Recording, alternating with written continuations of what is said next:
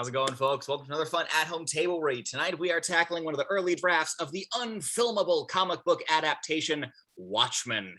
That's right, we're going to be checking out the 1989 draft written by Sam Hamm.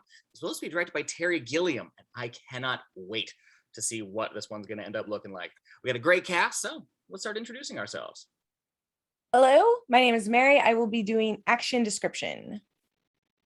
Hello, my name is Curtis, and I'll be playing the role of Night Owl.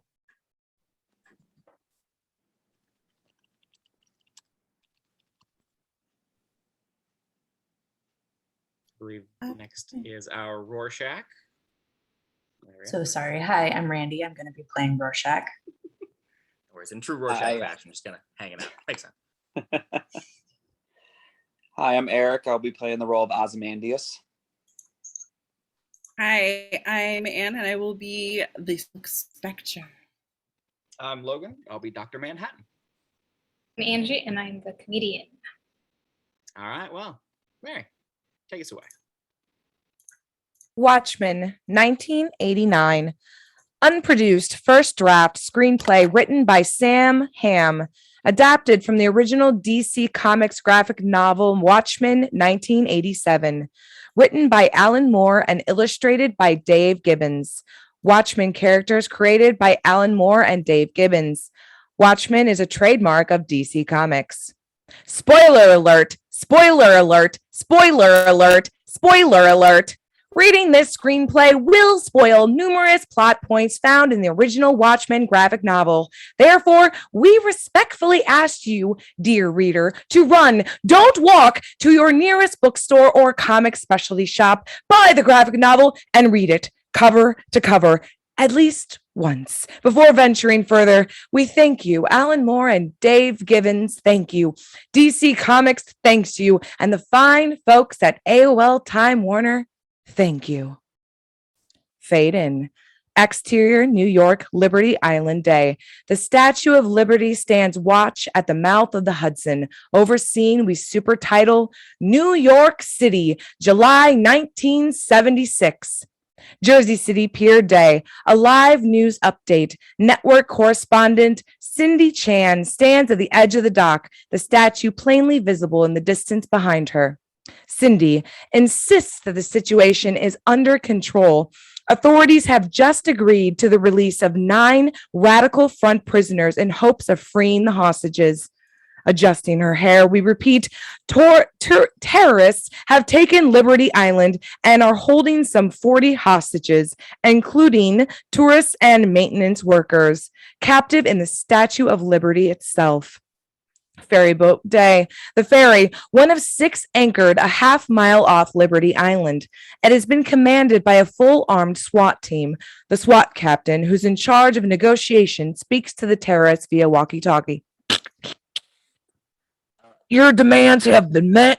The prisoners and the money are on their way. If you tune your TV to channel 4, you will see the copters preparing for takeoff. Interior statue that moment. The screen of a portable TV show, 3 helicopters lifting off from LaGuardia. We're in the observation room inside the statue's head. A terrorist holds a crowd of squealing terrorists, men, women, school children at bay with an automatic rifle. 2 others stand by the window, scanning the harbor for signs of a double cross. And a 4th, the ringleader, speaks into a walkie-talkie. Good. We got 40 innocent people here. One false move and we blow our brains out. Blow whose brains out? Exterior statue that moment, tight on the ring of observation windows situated just below the jutting spikes of the crown. Camera pulls back rapidly to take in the whole of the statue's head. Lady Liberty, my friend. Lady Liberty's brains. Exterior ferry that moment day, mounting tension among the SWAT team on deck. Sons of bitches. Relax. We'll name on the transfer. Let's get those hostages out first. Captain, what the hell was that? All eyes turn upward. In the distance, a tiny speck descends from the clouds and drops in a perfectly vertical line towards the head of the statue. The SWAT captain hoists a pair of binoculars. Shit, Shit, fire! Sir, what is it? Point of view shot through the binoculars, a magnified view of the speck, which turns out to be a futuristic blimp-like hovercraft, the Owl ship. Christ almighty, it's the goddamn Watchmen! Interior Owl ship that moment. In the cabin, we find 3 costume superheroes, the red and gold suited Captain Metropolis, Rorschach, whose face is shifting inkblot mask, and Night Owl, who is manning the instrument panel. Okay, Adrian, we're in position. What now? He looks up at a monitor mounted over the controls. Adrian Veidt, blonde scientific wizard, answers pensively from Watchmen headquarters. Let's take out the communications. Drop the scrambler. Exterior head of statue day. A line drops from the owl ship and an electronic device lands with a thud on the dome of the Lady Liberty's crown. Interior observation room that moment. Terrorists standing at the portable TV screen. Suddenly, it shows nothing but snow. The ringleader, suspicious, lifts his walkie-talkie. Hey, we got a problem here. He releases the button. No reply. Only loud hissing static. Come in, do you read me? Don't play around with this, goddammit. Exterior ferry that moment. The SWAT captain curses at his useless walkie-talkie. Teeth bared, he glowers at the owl ship and paces the deck in psychotic frenzy. Ignorant bastards that jammed us! What do we do now? We sit here with our thumbs up our butts as usual. Exterior Liberty Island that moment day. A hulking figure outfitted in scuba gear emerges from the water. There's an evil-looking rifle slung over his shoulder as he swaggers towards the base of the statue. He peels off his wetsuit to reveal yet another gaudy costume underneath.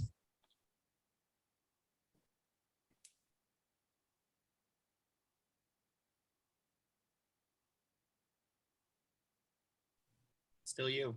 All right. Oh, sorry. I thought that was superhero number 4. Superhero number 4, the comedian. He pins a badge to his leather breastplate incongruously. It is a happy face button and it matches his own nasty smile as he marches forward into battle. Interior base of statue that moment day. A trio of terrorists standing guard near the entrance of the base of the statue. They're holding a janitor at gunpoint. One of them is fumbling with his walkie-talkie, which is inexplicably gone haywire. Base to head, come in. I can't get shit. What the hell's going on? There's a sudden metallic clang from behind them. They turn in unison, just as the comedian struts into frame, assault rifle in hand. Panic. The 3 terrorists fall into a tight cluster at the base of the long metal stairway. One of them grabs the janitor, holds a gun to his head. I'm not joking! The comedian shrugs. Okay. He lifts his rifle and fires 2 silent shots directly into the janitor's gut. The old man's body jerks twice and he slumps to the floor, stone dead. The terrorists stand there aghast. For an instant, they're too stunned to shoot. The comedian breaks into a dopey grin. The joke's on you. And open fire with the look of vicious pleasure on his face. As the saying goes, it's nice to see a man who enjoys his work. Interior owl ship that moment. Rorschach and Captain Metropolis stand over an open hatch in the floor of the cabin. At the console, Night Owl hits a button. Then, interior observation room, a moment later day, a sudden boom and a flash of color. The startled terrorists turn to the nearest window and see a spectacular display of bicentennial fireworks bursting above the harbor a short distance away. While the terrorists are distracted, our attention shifts to a point behind them. Through an observation window, we see Captain Metropolis and Rorschach sliding down a thin metal cable and landing on the statue's upraised torch. The terrorists turn back just as the superheroes disappear around the far side of the torch. I don't like this. Go downstairs and see what's up. Exterior statue on torch that moment day. Rorschach and Captain Metropolis pry open a metal door on the torch. Got your flash gun? Captain Metropolis nods. He puts on a pair of ionized sunglasses and goes through the door into the torch. Rorschach waits behind. Interior base of statue a moment later, day. The comedian is wandering around with a map of the statue's layout. He spots what looks like a manhole cover set in the concrete floor, then strolls over and jimmies it open. Another figure in scuba gear climbs out, but this one's different. This one's a woman. About time. It stinks down there. Team's upstairs. We gotta find that bomb. As the comedian saunters off, she strips out of her slime-drenched sweatsuit. You guessed it, a garish and kind of skimpy costume underneath. Why do I get all the glamour jobs? A woman's work is never done. Interior observation room that moment, day. The terrorists tense up at the sound of footsteps. A moment later, Captain Metropolis appears on the stairs. The terrorists train their guns on him, all but the ringleader, who grabs a 10-year-old girl. Yeah, I don't know who you are, pal, but you just killed a little girl. Please, there's something I'd like you to see first.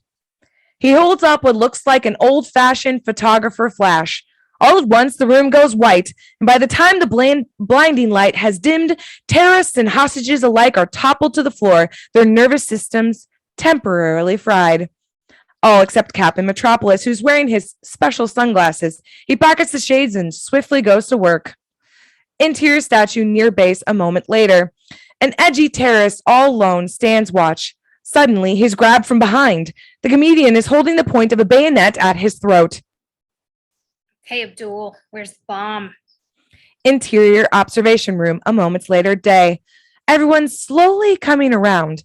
By now, Captain Metropolis has the terrorist tied up. He's consoling a squalling 3-year-old. Don't cry, little one. You're in good hands. Now, everyone, listen carefully. We're going out through the torch. He goes to the window, gives a thumbs up sign to Rorschach. Out on the torch, Rorschach signals the owl ship. Exterior statue on torch. A moment later, a metal ladder descends from the belly of the owl ship. Rorschach secures it to the tip of the torch. Interior statue midsection. That moment, Silk Spectre and the comedian march up a long metal stairway. Should just be overhead. We have to distract them somehow. Just barge in. While they're staring at your tits, we'll blow their balls off. They look up. A terrorist is peering down from them from above the landing. The comedian lifts his rifle. Before the terrorist hits the floor, the comedian has lobbed a gas grenade into the landing. Interior statue, stairway landing a moment later. Gas everywhere. The terrorist bomb, and it's a big, fat one, sits in a complicated housing at the center of the landing, with unconscious terrorists sprawled all around it. Silk Spectre and the comedian in gas masks march up the stairs to scope things out. Well, they look distracted. Don't suppose you know how to disarm one of these babies. Hey, Suddenly panicked, she grabs his shoulder, points behind him. He turns. One of the terrorists still has some life in him. He drags himself over to the bomb and with his last ounce of strength, flips a switch on the housing. A timer begins to count down. 30 seconds, 29. Shit! He hits a trigger on his belt and a red signal light begins to blink. He spots an elevator door, runs over and pries it open, an empty shaft. The car is some 20 stories below him. what about the... Fuck 'em! There's a mountain climber's carabiner on his belt. He fastens it to around the elevator cable and drops. Silk Spectre hesitates only a second before following suit. Interior observation room a moment later. Captain Metropolis is herding hostages down the stairway. All at once, he freezes. There's a red signal light flashing on his belt as well. Interior owl ship that moment. Yet another red light is flashing on Night Owl's instrument panel. He looks up at Veidt on the monitor. Adrian, Yeah, I see it. Mission aborted. good God, we can't just... Mission aborted, Daniel. Night Owl reluctantly agrees. He lets out the throttle. Interior statue, stairway landing that moment on the bomb. The timer shows 10 seconds to go. Interior statue, elevator shaft a moment later. The comedian and Silk Spectre plummet downward, their belt clasp throwing off sparks against the cable. Interior observation room a moment later. Captain Metropolis at the window, petrified with fear, his hands pressed to the glass. He watches as the owl ship flies away, and Rorschach, who's hanging on the metal ladder, is yanked bodily off the torch.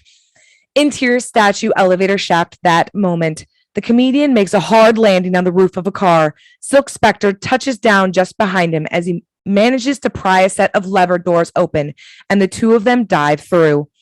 Aerial shot moving over harbor a moment later. Rorschach clings desperately to the metal ladder as the owl ship streaks across the harbor. Behind him is the rapidly descending figure of Lady Liberty. 3 beats later, a gaping hole blows open her midsection. Interior owl ship that moment. A heartsick night owl pounds the control panel in frustration. On an overhead monitor, the upper portion of the statue is toppling.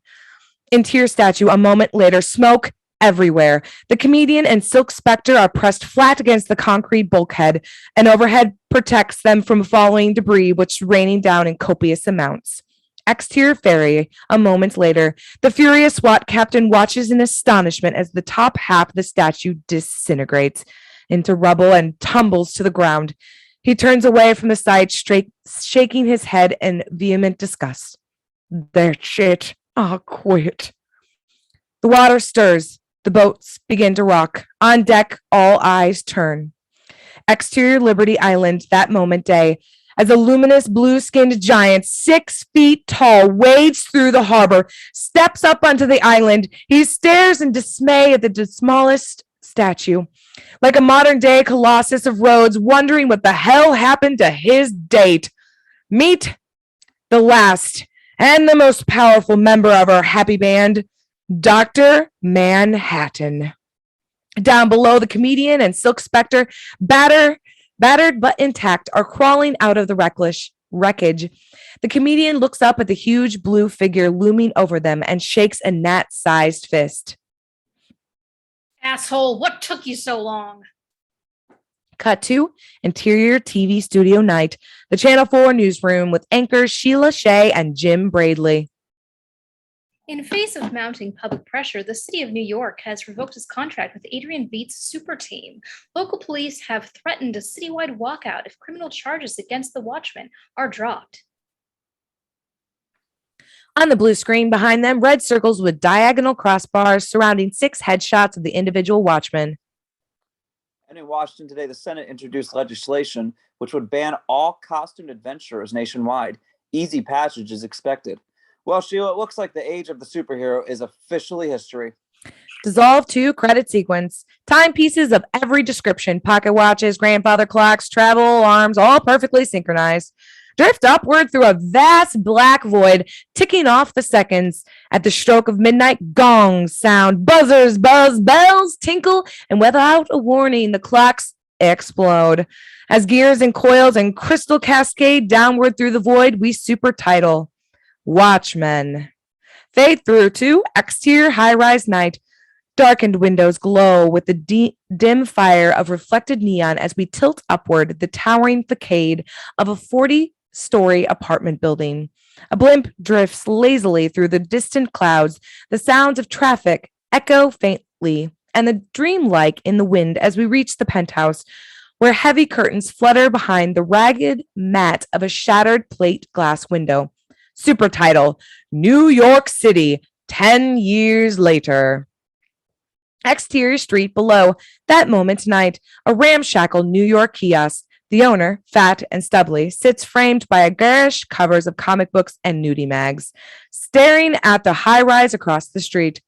3 police cars, oddly truncated, bubble-shaped vehicles, recognizable from the flashing red beacons on their roof, sit on the curb amid a throng of onlookers. A customer picks up a copy of the New York Gazette.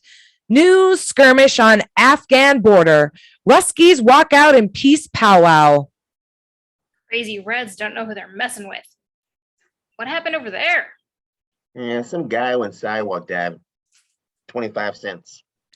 exterior high-rise street-level night, a riot of noise and color, and plainclothes cops take a statement from a doorman as pedestrians clustered around the NYPD cordon stare with sickening expressions at a gruesome mess on the sidewalk. Stand back, move along.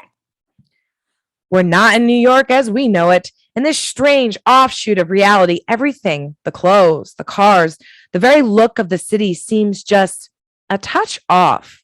The patrolman, for instance, his standard issue uniform consists of full riot gear, and his plastic steel breastplate is festooned with heavy artillery. He clears a path for a squad of paramedics who load a bloody parcel into the back of the waiting ambulance. Detroit Lieutenant Burns climbs out of his car, squeezes through the crowd, and buttonholes his colleague, Hyde, the cop in charge of the investigation. Had a lot of blood in him. You ought to see upstairs. It's a slaughter fest. No idea who's behind this? Small army from the looks of it. He puts up one hell of a fight. Burn nods once and stares up towards a penthouse window. He would. You might as well know. It's going to get messy. We got a call from Washington. Washington? They want in. Seems our friend here was a hardcore CTU. Hyde, suddenly wide-eyed at this new development, stares off after the ambulance as it emerges from the northbound traffic. Shit. Exterior street, another angle, that moment night. Tight on a large placard. The end is nigh. The bearer of the sign, a hunched street, crazy in a ratty raincoat, plods up the sidewalk, spreading the message of cheer.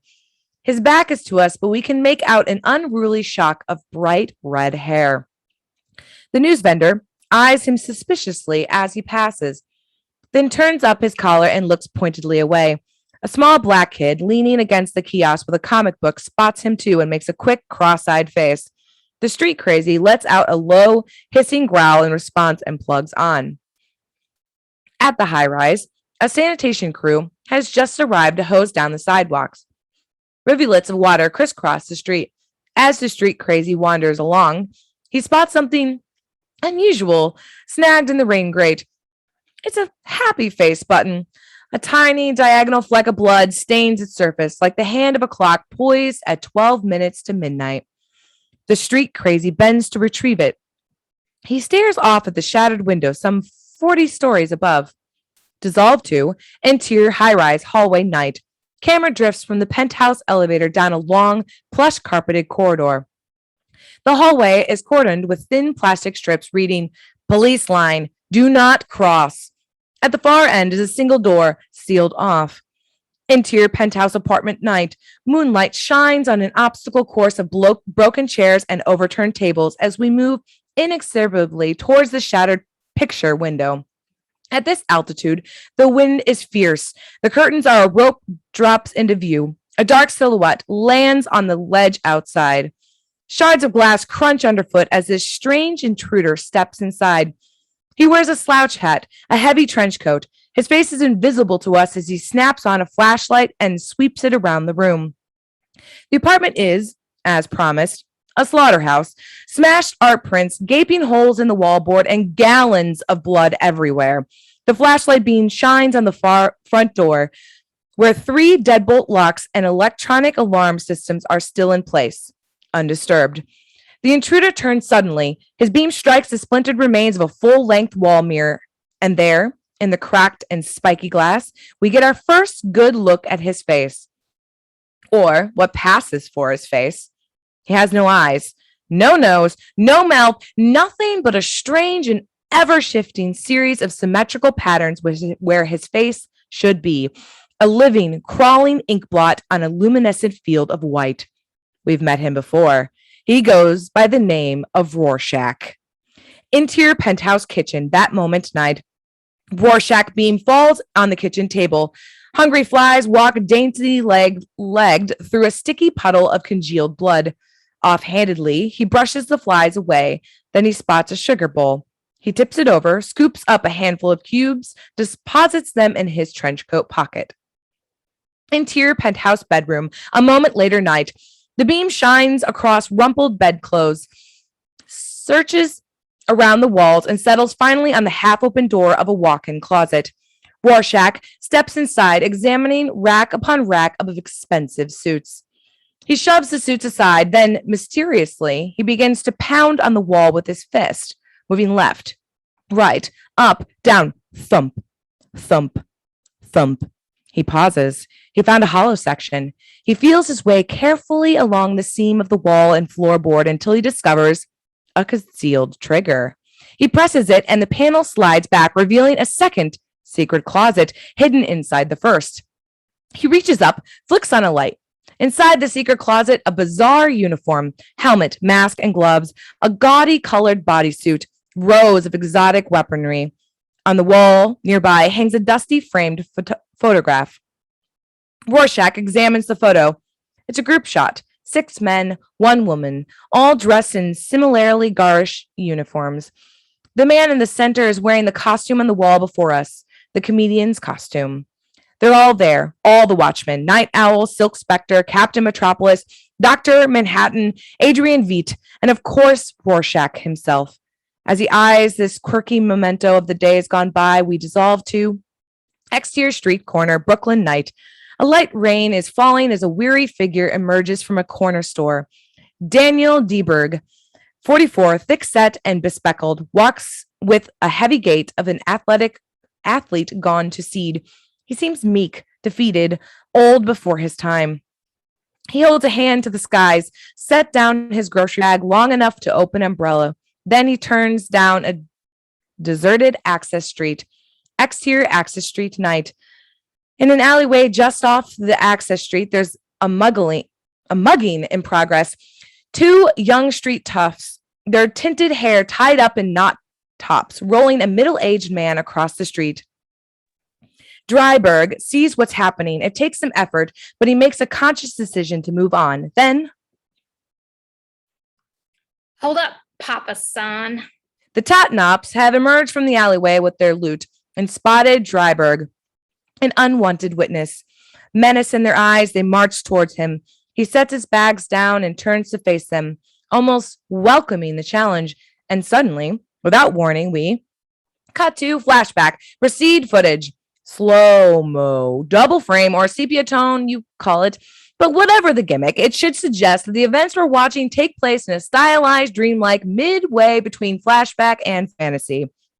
It's out, old friend Night Owl, duking it out with a gang of hoods in the alleyway, not unlike the one we just left. There's a flurry of fists. The hoods topple in a quick succession. And all at once, a burst of blinding light bleaches out the frame, transporting us back to exterior access street night. Real time again. Our reverie's been interrupted by a shaft of white-hot light sweeping across the street, past Dreiberg, towards the alley. Halt! Try not to resist. The knot tops run for it. Dreiberg shields his eyes against the light, which emanates from the police hovercraft hanging in midair some 40 feet above his head. The craft swoops off in pursuit of the kids. Dreiberg bends to retrieve his things and crosses to the mouth of the alleyway. He finds the old man slumped against the wall, obviously past help. Interior Dreiberg's apartment night. 3 deadbolt locks slide back as Dreiberg lets himself in. The security system is almost as impressive as the one in the comedian's apartment, but the decor is considerably less plush. Dreiberg sets his bag on the floor, removes his raincoat, and hangs it carefully in a closet. Then he gathers his groceries, heads for the kitchen, and stops in his tracks, confronted with a most peculiar sight. Rorschach. Interior Dreiberg kitchen night. Leaning back in a chair, his feet propped up on the kitchen table, is the aforementioned Rorschach. His ink blot mask is rolled partly up, exposing a mouthful of bad teeth, and he's calmly eating a plate of baked beans. How'd you get in here? Ignoring the question, Rorschach greets him with a soft, rasping, utterly emotionless whisper. Hi, partner. Long time no see. Did anybody follow you? So you would come here? Dreiberg is mildly panicked. Rorschach, who couldn't care less, emits his trademark hissing growl. He spoons more beans from a can into his plate, tops it all off with a generous squirt of ketchup and from a squeeze bottle. Can't believe we're back on the streets. Good God, man. The one on 14 counts of murder. At least 6 of those are trumped up. Here. He reaches into his pocket, finds the happy face button, flips it to Dreiberg. Dreiberg eyes it for a moment, automatically uses his fingernail to scrape at the small red stain on its surface. Look familiar? Sure, you got some kind of bean juice on it. Human bean juice. The comedian is dead. Dreiberg stares down at the button, suddenly getting the picture. His jaw goes slack. At a real nice place. Penthouse suite, 40 stories up. Beautiful view. Hope you enjoyed it on the way down. Jesus. What? A burglar? Rorschach snorts. The possibility is too comical to consider. Oh, God. You've been working with the CTU for almost a decade. You must have had enemies. So do I. So do you. Rorschach. That was a long time ago. I mean, that's just paranoia. Rorschach's head jerks violently at the sound of the word.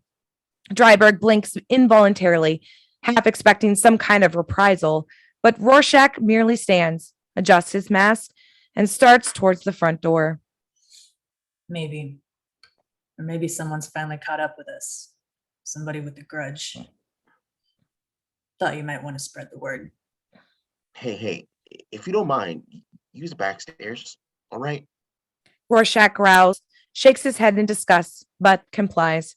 He opens the back door, pauses, turns to Dreiberg. You a sentimental type, Daniel? I brought you a souvenir. He reaches into his trench coat and hands Dreiberg the framed photo from the comedian's wall. A moment later, he's gone. Dreiberg sits down unnerved as he reaches for the wall phone. Camera zeroes in on a face from the photo, a blonde man in a purple tunic and mask. Interior office suite, downtown Manhattan night.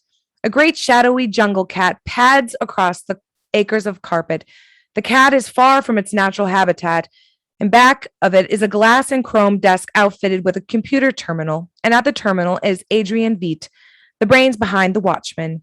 Although he's Dreiberg's age, his face is serene and unlined by worry. Blonde and pale, he looks 30. When he's 60, he'll look 40. Veidt, millionaire, industrialist, and holder of over 40 basic patents, is also something of an Egyptologist, and the decor of his office reflects it.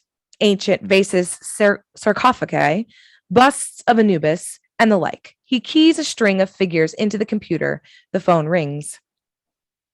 Veidt here. Intercut, Dreiberg and Veidt. Adrian, listen, it's Dreiberg. I just had a visit from Rorschach. I had to call you before he... Daniel, slow down. What's this about Rorschach? The comedian. He's dead. Murdered. That's all I know. My God. Murdered? What's this have to do with Rorschach?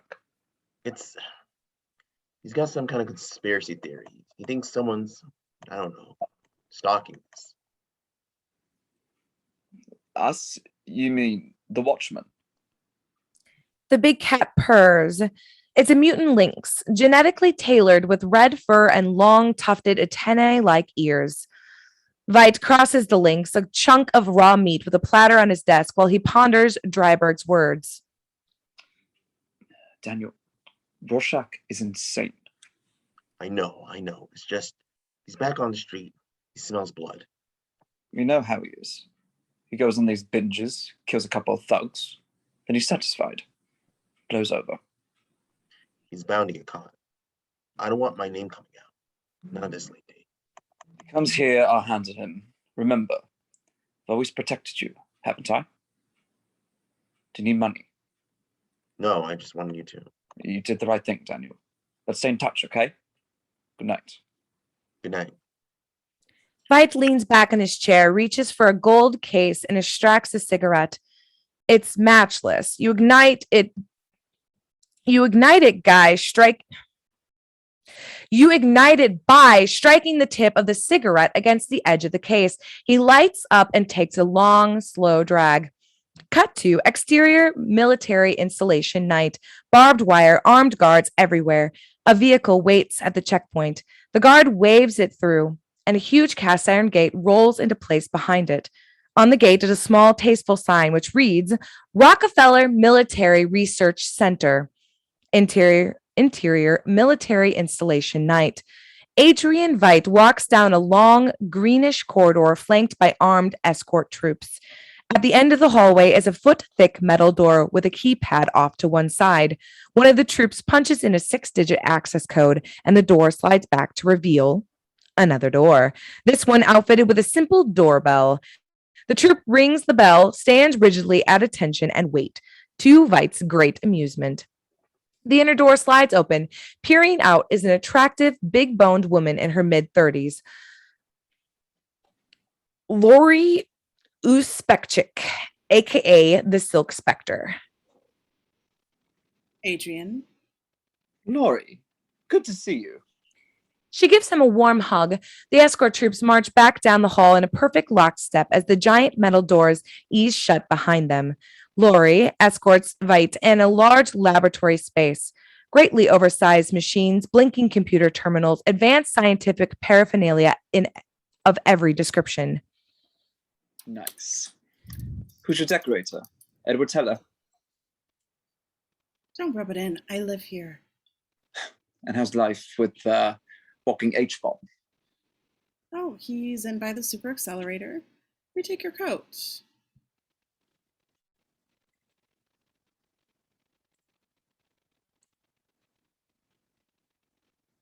I'll take a coat. She takes his coat and vanishes into the living quarters up at the ceiling. Hi, John. Hello, Adrian. Dr. Manhattan, John Osterman, to his friends, is a big guy under any circumstances, but at the moment he's downright gargantuan. 40 feet tall, bright blue, and buck naked. He's calmly adjusting a calibration atop his particle accelerator. I think I'm about to detect a bluina. In case you're wondering, this blue-skinned Superman can do just about anything. He can manipulate matter effortlessly. The physical universe is his plaything. When it comes to the laws of time and space, Dr. Manhattan is a chronic offender. Any government would be glad to have him.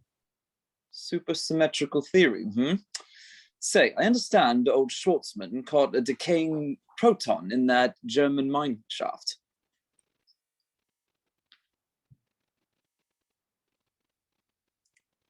Oh, please, you guys. No shop talk. John, you're being rude. Why don't you shrivel down and join us? Laurie, who's just reappeared, shakes. Dr. Manhattan shrugs and shrinks down to somewhat more manageable 6'5". A pair of black trunks materialize about his waist, preserving his modesty. Satisfied, Laurie turns to Veidt. Good to see you, Adrian. What's the occasion? He tosses a casual glance around the lab. A number of video surveillance cameras are mounted on the walls. Are we being monitored? Dr. Manhattan looks at each of the cameras in turn. One by one, the little red on lights wink out.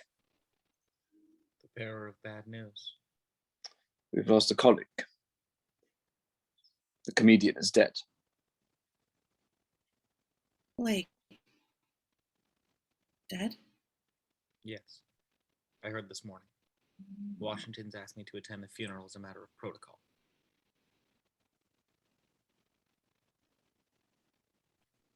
Laurie shoots an irritated look at Dr. Manhattan. This is the first she's heard about it. Rorschach's in the case. He's got Dreiberg in the lab.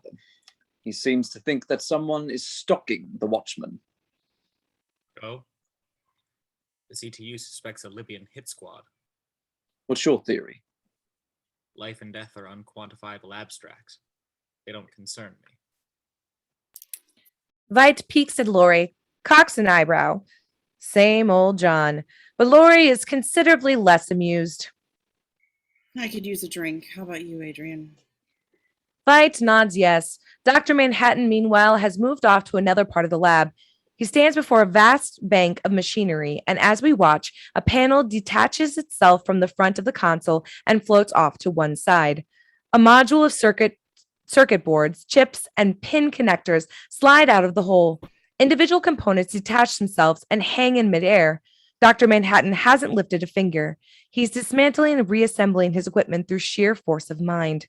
Veidt has seen these parlor tricks before. He ambles up and resumes the conversation without missing a beat. Guess we'll be dismantling Russian tanks soon. You mean Afghanistan? It won't require my attention. What I'm doing is far more interesting. The module, now fully reconstructed, slides back into place. The cover panel rises off the floor, settles over the hatch, and screws itself shut. Well, I wanted to bring you the news about Blake, but as usual, I can't tell you anything you don't already know. Goodbye, John. Dr. Manhattan nods, just barely. Veidt heads for the door, finds his coat where Laurie put it. He's just about to leave when she arrives with 2 stiff drinks in hand. Adrian, don't leave so soon. I'll take a rain check, Laurie. Please. There's a note of desperation in her voice. Veidt glances over his shoulder at Dr. Manhattan, who's 40 feet tall again, playing with his super accelerator. His little father, gone every time. Stay, Adrian. Every once in a while, I need to talk to someone human.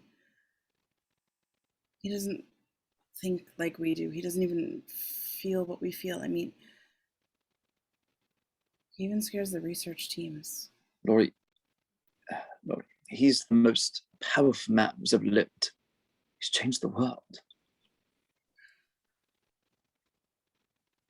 I know. I shouldn't be saying this. He's happy. He's content. He's doing his work. What about you? I suppose I'm serving my purpose, aren't I? I'll ring for the guards. She goes to the steel door, hits a buzzer. Veidt watches her, concerned. She coughs violently, and he reaches into his vest pocket for a cigarette case. Nasty cough. Try one of mine. Darling, you need to get out of the house. Why don't you give Daniel a call? I'm sure he'd be glad to hear from you. Maybe I'll do that. I'm sorry about Blake. He pats her on the shoulder. The door slides open, and the troops appear to escort Veidt down the hallway. Laurie takes a long pull on her drink and gazes up at the superhuman lover. He tinkers with his equipment, then, satisfied, he turns and walks through a solid brick wall, as if it wasn't even there. Cut to exterior Happy Harry's establishing night. A decrepit waterfront bar in a particularly rough neighborhood, popular with denizens of the underworld, accessible by a narrow stairway which dips well below the street level. Interior Happy Harry's night. The usual crowd living it up. Hookers line the bar. Drug dealers hover at the entrance of the men's room. Assorted goons and thugs stand clustered at the pool table, watching a topless dancer bump and grind. Suddenly, there's a terrible racket, and everyone turns. Over by the entrance, Rorschach is hard at work ripping a payphone off the wall. Once he has it on the floor, he gives it a couple of vicious licks with a crowbar. Then he strides casually over to the bar, where the proprietor, Happy Harry, is nervously polishing glass. Harry, Rorschach? phone's out of order. Mind if I use yours? He reaches under the counter, sets the phone on the bar. Rorschach picks it up and flings it at the nearby table, scattering the patrons and yanking the cord cleanly out of the wall. He turns and faces the assembled multitudes. Edward Blake, friend of mine. Fell through a window. Might have had help. Thought maybe you could fill me in. Enormous tops sit riveted in their chairs, staring up in horror as the Rorschach strolls past. You, Gideon, whoremonger. Nothing? Johnny Gobbs? Let's note the schoolyard. Behind Rorschach's back, a shadowy figure is slinking furtively towards the exit. Rorschach pivots suddenly, grabs him by the collar, yanks him off his feet, and slams him into a wall. Nicky the Jap. In a hurry. Are you keeping secrets, Nicky? Nicky sits slumped against the wall, quaking with fear. Rorschach extends a hand to help him up. He reaches out hesitantly, and Rorschach grabs him by the wrist, pulling him off balance. He closes a gloved fist around Nicky's pinky finger, twists it back, and snaps it. Edward Blake. Who killed him? No answer forthcoming. Nicky lets out a horrible moan as Rorschach grabs his index finger and repeats the process.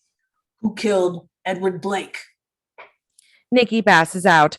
Rorschach releases his grip, lets Nicky slink to the floor, and reaches for his crowbar. He's standing poised to let fly at Nicky's ribs when a voice in the crowd shouts out. Jesus, he's in shock. The comedian. Who killed him? By now, Harry's pulled a sawed-off shotgun from beneath the bar. Without looking up, Rorschach spins and heaves the crowbar. It catches Harry in the jaw, pitching him back into the rack of glassware. The shotgun discharges 2 harmless blasts into the ceiling. Silence in the bar as the onlookers await Rorschach's next move. He looks at the bleeding Harry, shakes his head in disgust. So many vermin. So little time. He bends, pulls a topcoat off Nicky's quivering frame, and tosses it contemptuously at the nude dancer. Then he turns to go, pausing long enough to hiss at the crowd. Go back to your heroin and your child pornography. I'll be around. Cut to interior military installation living quarters pre-dawn. The bedroom which Laurie shares with Dr. Manhattan at the Rockefeller Research Complex. It's not quite 6 a.m., still dark outside, and Laurie is asleep. She tosses around underneath the covers, reaches over to where Dr. Manhattan should be, but his side of the bed is empty. John? A luminous blue hand enters frame, strokes her cheek gently. Laurie closes her eyes and sighs. I'm here, Laurie. Is it time? Do you have to leave for the funeral? Not yet. There's plenty of time. A second blue hand strokes her hair. Laurie stretches luxuriously. Dr. Manhattan kisses her softly on the throat. You feel so good. You have to go. The blue hand runs down the length of Laurie's shoulder and arm towards her hip. She sighs dreamily. Would you like me to stay? Mm-hmm. I could stay and go. Just how would you manage that? She leans up to kiss him. The second blue hand continues its progress downward, almost colliding with a third blue hand. Jealous? Which is massaging Laurie's thigh. Third blue hand? Wait a minute. Laurie's eyes go suddenly wide. She sits bolt upright in bed. Dr. Manhattan is stretched out beside her. He's also sitting at the foot of the bed. There seems to be 2 of him. Ah! Laurie, don't be upset. This unique menage a trois proves a bit much for Laurie's fragile nerves. She climbs angrily out of the bed and reaches for a dressing gown. John, please, I don't enjoy these tricks. Just be one person again. Please. The big blue twins stand up, spread their hands in identical gestures of apology as Laurie stalks past. Laurie, I did it to please you. I thought you would find it erotic. All right. My nerves. I'm going stir crazy in this place. I just don't even. While fumbling in her purse for a cigarette, Laurie happens to glance through a doorway into the lab outside. To her utter astonishment, she sees a third Dr. Manhattan out there, calmly running an experiment on one of the oversized toys. She marches angrily through the door. You've been out here all along, haven't you? Running one of your stupid experiments. Yes. I thought I could finish up before I leave for Washington. So you sent your proxies in there to... John, really? How could you... You seem to feel I've been neglecting you. Isn't that the case? I thought I'd solved the problem quite elegantly. That's all it is to you, isn't it? It's another problem that you think you can solve. She doesn't see the other two Dr. Manhattans who have just entered the room behind her. They speak in perfect unison. Laurie, please. Laurie pivots, lets out a little squeal of shock. She turns back slowly, steadies herself on a lab table. John, just go to Washington, all right? And take them with you. I could really use some time alone. She storms back into the living quarters, past Dr. Manhattan's one and two, who pop out of existence as soon as she passes. The original Dr. Manhattan cocks an eyebrow, sighs, and returns to his equipment. Fade through to interior rooftop restaurant night, a pricey joint in Midtown. Dreiberg and Laurie, well fed, are hard at work on their second bottle of wine. She looks amazingly beautiful in full makeup and low-cut evening gown, but it's largely wasted on her preoccupied date. At the moment, she's filling him in on life with Dr. Manhattan. God, the guy's really worried, and he gets so flaky sometimes, and I guess there's no picnic being the world superhuman. I have to keep him in line.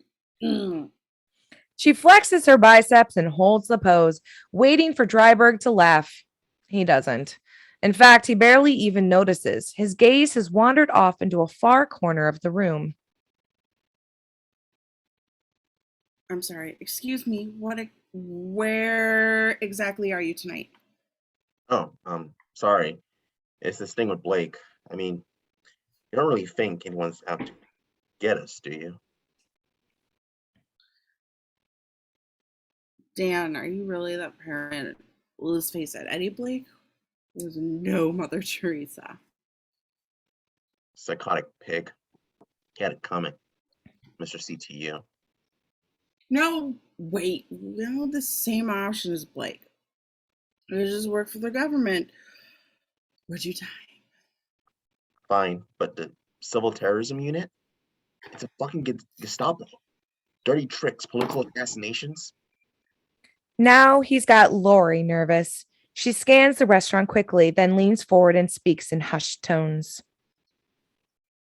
Okay. You made your choice. You went underground. Some of us made other choices.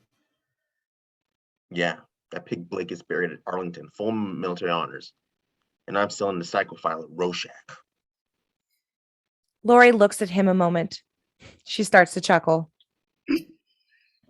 So funny. I got food in my teeth.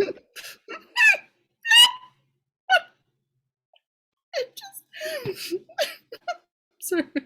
I'm just what you would have said 10 years ago if you could see yourself right now. Well, here's the comedian. Because the fact is he's dead. Or not. Dreiberg makes a face.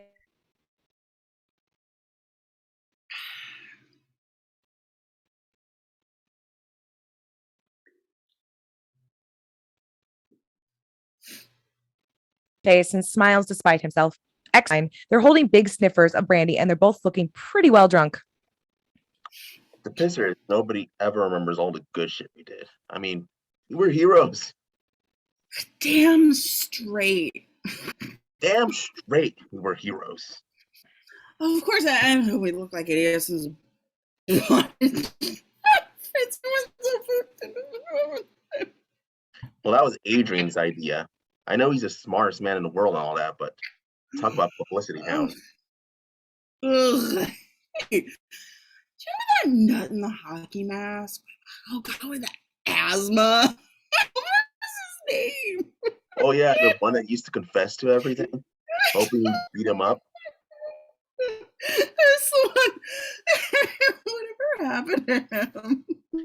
He pulled it on Rorschach, and Rorschach dropped him down in the elevator shaft. Laurie looks aghast for a second and a half. Then her hand goes to her mouth, and like Dreiberg, she's giggling helplessly. Camera pulls up and away, isolating them on the rooftop, and we hear a Centaurian voice over scene.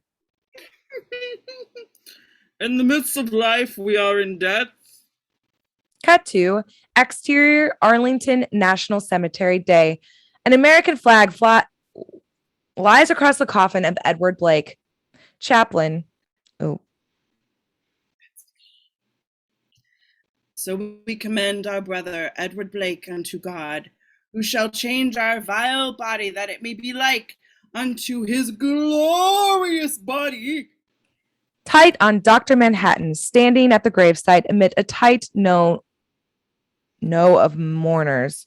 There's no weeping, no gnashing of teeth. Most of the attendees are bureaucrats or military men, obviously here for reasons of protocol.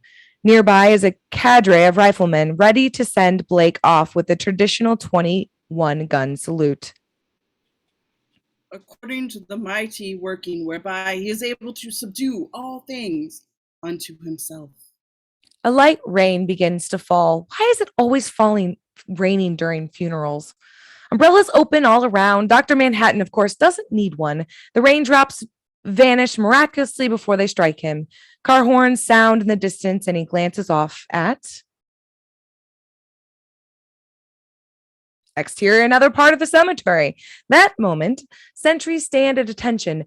They've blocked off the part of the cemetery where the funeral is taking place, but the good doctor has been spotted nonetheless, and word of his presence is spreading like wildfire.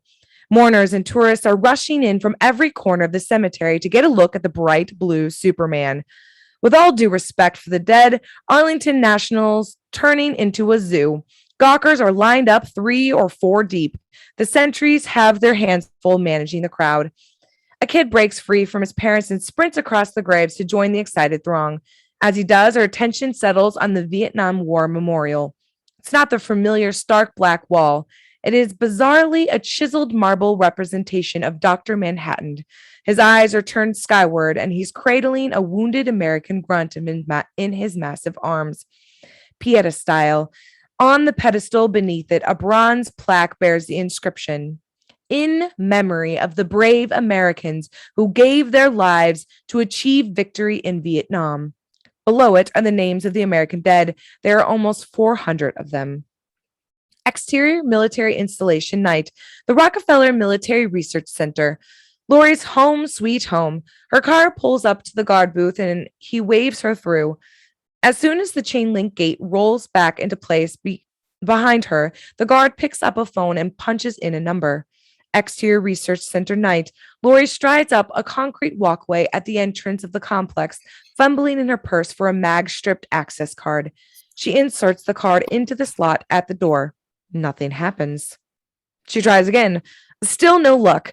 Just then, a long black car pulls up behind her, and a uniformed officer, Major Adamson, steps out. Major Adamson, I can't seem to get in the door. Laurie, I'll have to ask you to come with me. Why? What's the problem? I can't tell you that. It is quite urgent. I'd like to use the bathroom. As she speaks, 2 armed guards come marching up the hallway. The access code's been changed. Your card won't work anymore. What? Please.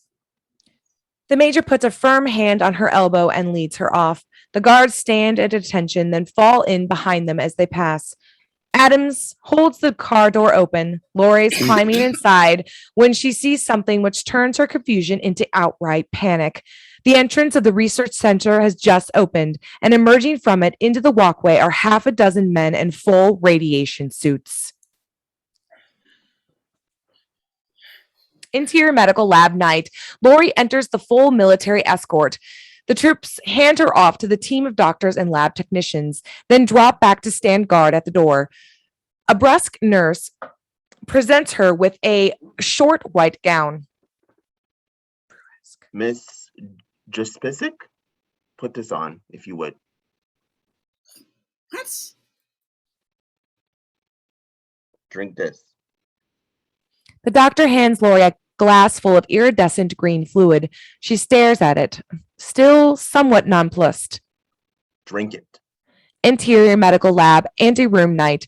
Technicians monitor a series of computer screens. On the screens are shifting multicolored graphic patterns representing the interior of a human body, as seen from a variety of angles. A leaded window opens on interior medical lab night. We're watching what looks like an electronic sarcophagus. A donut-shaped housing transverses its lengths repeatedly, head to foot, foot to head, sending a three-dimensional readout telemetrically to the anteroom. Through a glass panel on the sarcophagus, we see Laurie. Her head wedged into a fixed metal brace, her eyes darting fitfully left and right as she wonders just what the hell is going on. Interior doctor's office night. A man's hand slides a photograph across the table. Colonel Brent Dabbs, John's military liaison. Laurie, still dressed in the white gown, is seated at a table surrounded by government agents in three-piece suits.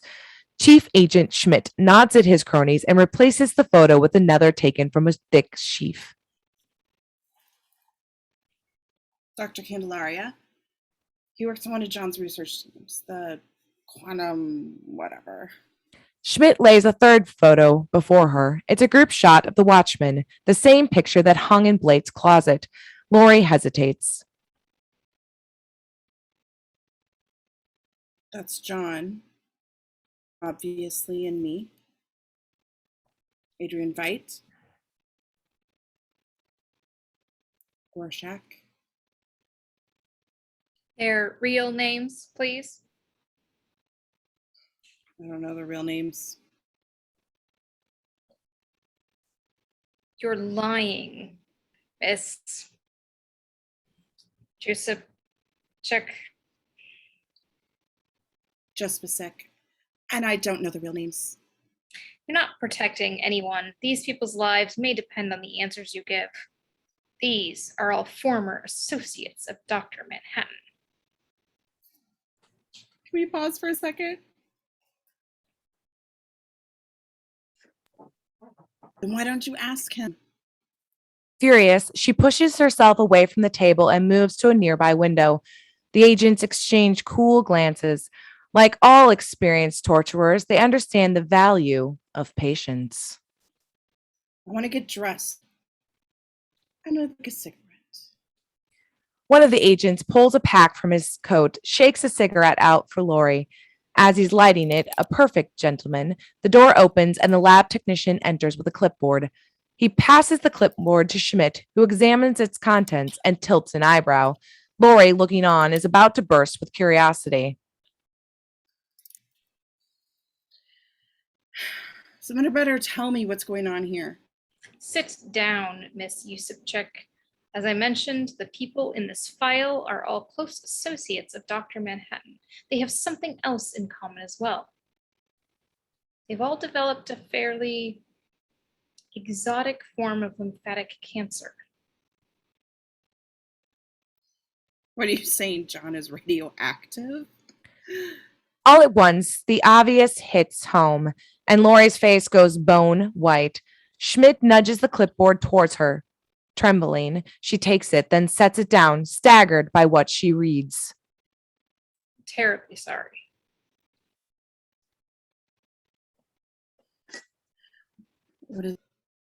What does this mean? What is it?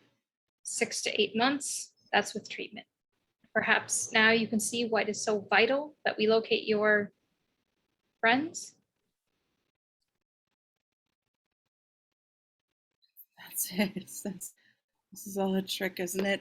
It's some kind of horrible joke to make to me. She scans the room. No one is laughing. Schmidt gets up, signals to his comrades, and heads for the front door. Take a day or two. If you remember any names, do give us a call. The agents leave, and Laurie sits alone in the office. She reaches for the clipboard and takes another long, hard look. Then, quaking, she buries her face in her hands. Interior observation room that moment. A darkened room just off the office. Laurie is visible through the two-way mirror. The door opens, and Major Adamson, who's been watching all along, is joined by Schmidt. Poor kid. We'll keep her in isolation a while. She'll give us some names. To hell with those costumed idiots. I'm worried about Doc Manhattan. What do you mean? She's his last link to humanity.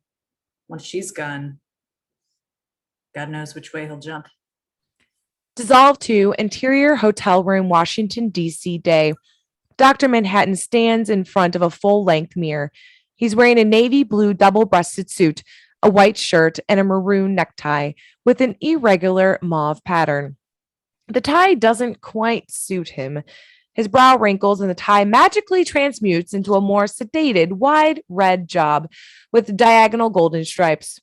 Tustad, Dr. Manhattan frowns and the tie transforms itself into a handsome royal blue number with tiny hydrogen atoms for decoration. It does nice things for his complexion. Satisfied, he turns from the mirror, starts for the door, and dematerializes. Interior television studios day. Technicians run to and fro. A harried director checks the green room where the staff is beginning to panic. I'm on the air in 5 minutes. Where the hell is that big blue son of a... Oh! He stops wisely in mid-sentence. Dr. Manhattan has just rematerialized inside the studio, 2 feet from the director's face. I'm sorry. Am I late? Oh, no problem. We'll have to head right to the set. Oh, I'm Ken Turner, the director. The director shakes Dr. Manhattan's hand and marches him down a hallway. Within seconds, they're joined by a government liaison. Dr. Osterman, I've got a list of taboo areas here we'd like you to steer clear of. Obviously, Afghanistan will come up, but if you'll just play it cool. Doc, the blue of yours tends to wash out our camera. Could you give us something a little darker? Dr. Manhattan pauses briefly. His skin tone darkens 2 shades. Will this do? Perfect. Now, Doc, please, on this Afghanistan thing.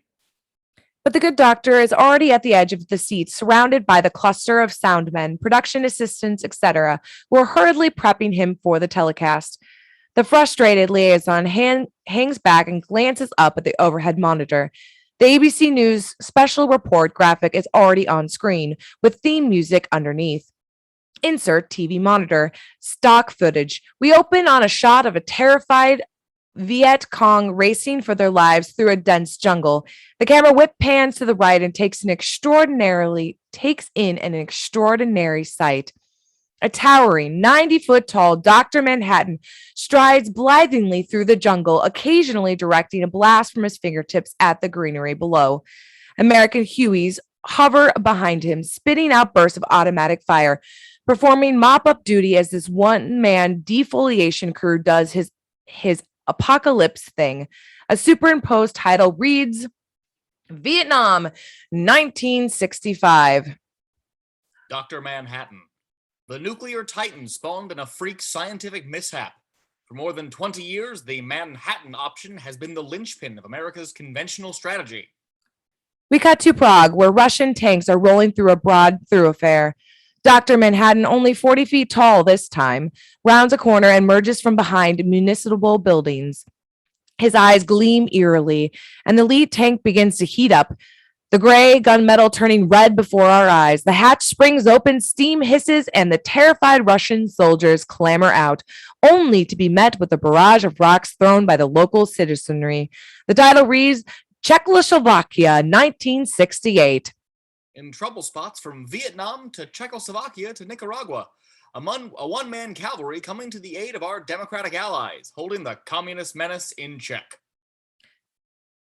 Daniel Ortega in Sandinista grabs Sandinista drabs, sits at the table across from American Secretary of State G. Gordon Liddy. The 2 men shake hands, hold up a signed treaty for the camera. Dr. Manhattan, in 3-piece suit, stands behind him, presiding over the historic accord title, Nicaragua, 1979. In the famous words of General William Westmoreland, yes, Virginia, there is a Superman, and thank God he's American. Interior soundstage a moment later day. A sparse, businesslike talk show set. 2 chairs, a table, a backdrop of the Washington Monument, and a gallery full of media people. Jaded news vet David Brinkley is manning the host's chair. For this live question and answer session, we'll be joined by correspondents from all 3 networks. But since I am moderating, I'll ask you to keep your questions short and snappy. Now, let's welcome our special guest, Jonathan Osterman, better known to the world as Dr. Manhattan. Applause from the crowd. Angle widens to include Dr. M, seated at Brinkley's right. He nods in acknowledgement. I suppose the topic on everyone's mind this week is Afghanistan, where Russian tanks appear to be poised for a massive invasion. Now, since you've dealt successfully with similar situations in the past, I'll ask you point blank. Has this administration requested that you intervene? I will not intervene in Afghanistan. A hubbub goes up among the crowd. Angle on military liaison. Looking on from offstage, he rolls his eyes in frustration. Angle on set. Brinkley and Dr. Manhattan, hands are already shooting up among the newsmen in the audience. Brinkley ignores them. You're saying you refuse a direct request? There will be no request. I will not intervene. Well, Doctor, it's widely understood or rumored that you can actually see the future. Does your answer indicate what the hostiles in Afghanistan will blow over? Angle on military liaison. He's steamed, but like everyone else in the studio, he's hanging on Dr. Manhattan's every word. He turns apprehensively to the colleague in the shadows behind him and snaps his fingers once. I want a phone line to the booth, now. Angle on Brinkley and Dr. Manhattan. I see the future only as it relates to me. I have no control over it. I can only repeat that there will be no request, and I will not intervene. He sits there like a big blue Buddha. Brinkley shrugs and presses on. Well then, I hope we can take that as an optimistic sign. I'll open up the floor to questions now. Doug? Dr. Osterman, I'm Doug Roth of Nova Express. I'd like to read you some names. Colonel Brent Dabbs, Dr. J.M. Candelaria, Wallace M. Weaver. Do these names have any meaning to you? All friends of mine. Yes, associates of mine. Let me go on. Stephanie Boris, William Charles Batts, Susan White. Are you aware that these friends and associates of yours have all been diagnosed with terminal cancer? The crowd noise begins to build. Even Brinkley's taken aback. He gapes at Dr. Manhattan, who sits there silently, his inhuman face an unreadable mask. Angle on, military liaison, eyes wide, hand cupped over the in-house telephone. Jesus, I want this broadcast killed. I'll run out on the goddamn set if I have to. Angle on set, Brinkley, Roth, Dr. Manhattan.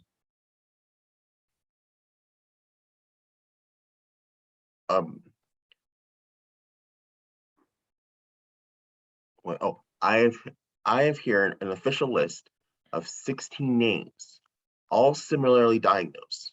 Now, for the record, doctor, is there a connection?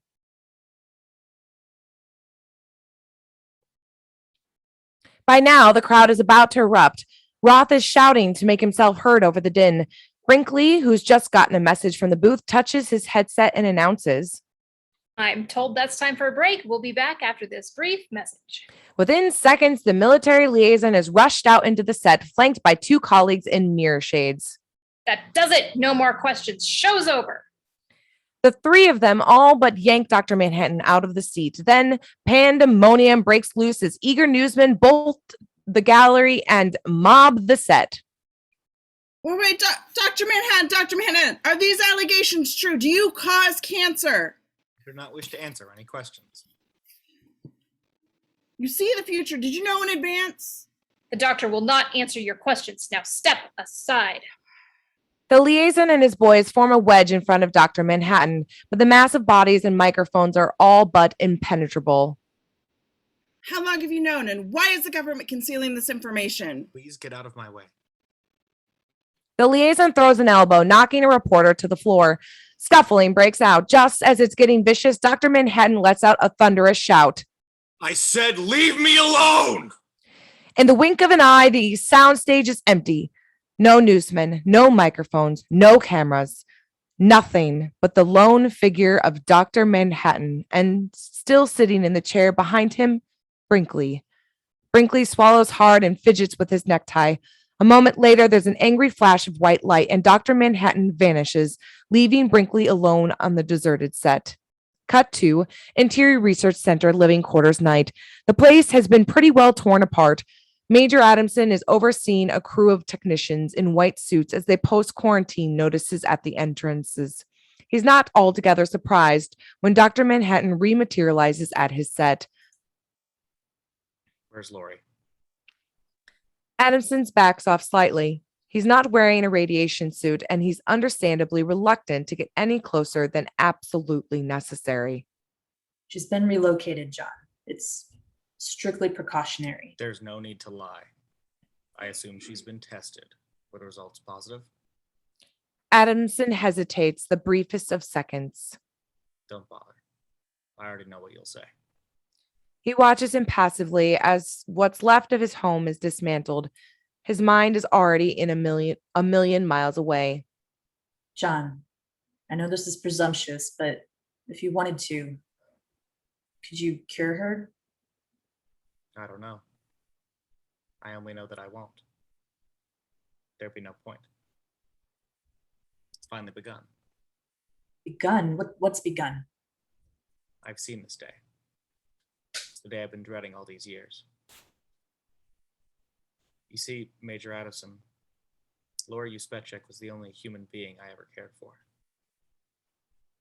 Adamson doesn't know what he's talking about, but a chill runs down his spine nonetheless. My work here is finished. God be with you, Major. And with that, he vanishes. His double-breasted suit he leaves behind. It hangs in midair for a moment, then crumples into a pile at the Major's feet. Good Lord. Cut to exterior outer space. And it's about as exterior as you can get. We're a few hundred miles above Earth. The curvature of the globe is readily apparent from this height, and the surface looks placid and eerily beautiful. Oceans and continents overlay by a pattern of shifting white clouds. From frame right, a blue figure swings into view, eclipsing our planetary vista and disappearing again off frame left. It's Dr. Manhattan. He's in a lotus position, sitting on nothingness, calmly scanning the globe for his orbital vantage. Stars twinkle behind him as he looks down onto the planet he's about to leave, his normally inscrutable features tinged with regret. Exterior Arizona desert night. Black skies hang over an empty stretch of desert. So desolate, so barren and otherworldly that it could pass for Mars. Could, that is, until we see the residue of a man's presence on the landscape. Ruined quinset huts, roofless, long since abandoned to the elements, half buried in drifts of sand, military vehicles, little more than husks now, rusty and gutted, and a sign dangling awkwardly from a rotted upright. Gila Flats Test Base. A gecko skitters across the sand and pauses. Above it, a sudden rupture appears in the night sky, bathing the sands in blinding blue light. The gecko runs wildly as Dr. Manhattan steps through the rift in the sky and descends gently to Earth. The rupture heals itself, and the desert is dark and peaceful once more, as Dr. Manhattan trudges through the sands towards the ghost town of Gila Flats. He wanders through the ravaged doorway of what was once a canteen. Tables are overturned, bottles broken, but the long mahogany bar, though pitted and scar, still stands intact. A desert rat scurries down its length as Dr. Manhattan looks on. We move in on his emotionless, glowing eyes and dissolve to interior canteen flashback day. It's 20 years ago, and we're looking at Dr. Jonathan Osterman, a big, boyish, clean-cut guy of 26, dressed in a necktie with a white lab coat. He's at a table sipping a mug of beer, wearing a dopey smile as he gazes out of a frame at his lunch companion. 19 million for the intrinsic field disruptor. You'd think they could at least make a decent hamburger. John laughs, looks sheepishly down at his hands.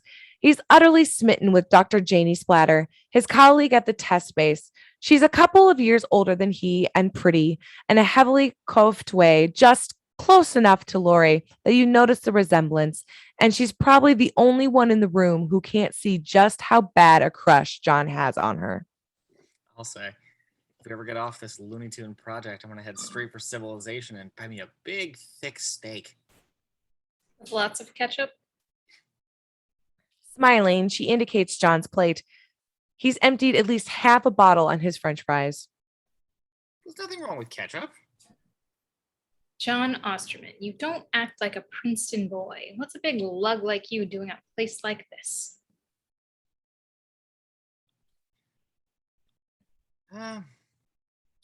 Anything for science, I guess. Janie, there's something. We should get back. What? Nothing. What were you gonna say?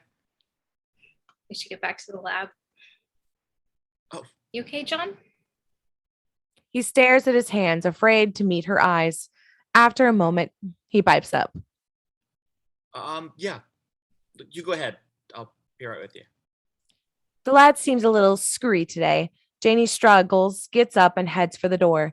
John takes a moment to collect himself, then looks after Janie. She paused in the doorway to unbuckle her wristwatch. His face goes a little pale. He screws up his courage, rushes up behind her. Stupid watch. Stopped again. Do you have the... Janie, will you marry me? She turns and looks at him squarely in the face. He's wearing the pained expression of a convicted murderer waiting to hear the verdict. John, what? John swallows hard, and the two of them stare at each other, eyes locked. For a moment, it's as if they're the only souls in the canteen. But just then, two scientists come bustling through the door, clipboards in hand, deep in conversation of their own. And one of them is Dr. Wally Weaver, walks smack into the startled Janie, causing her to drop her wristwatch. There's a loud crunch.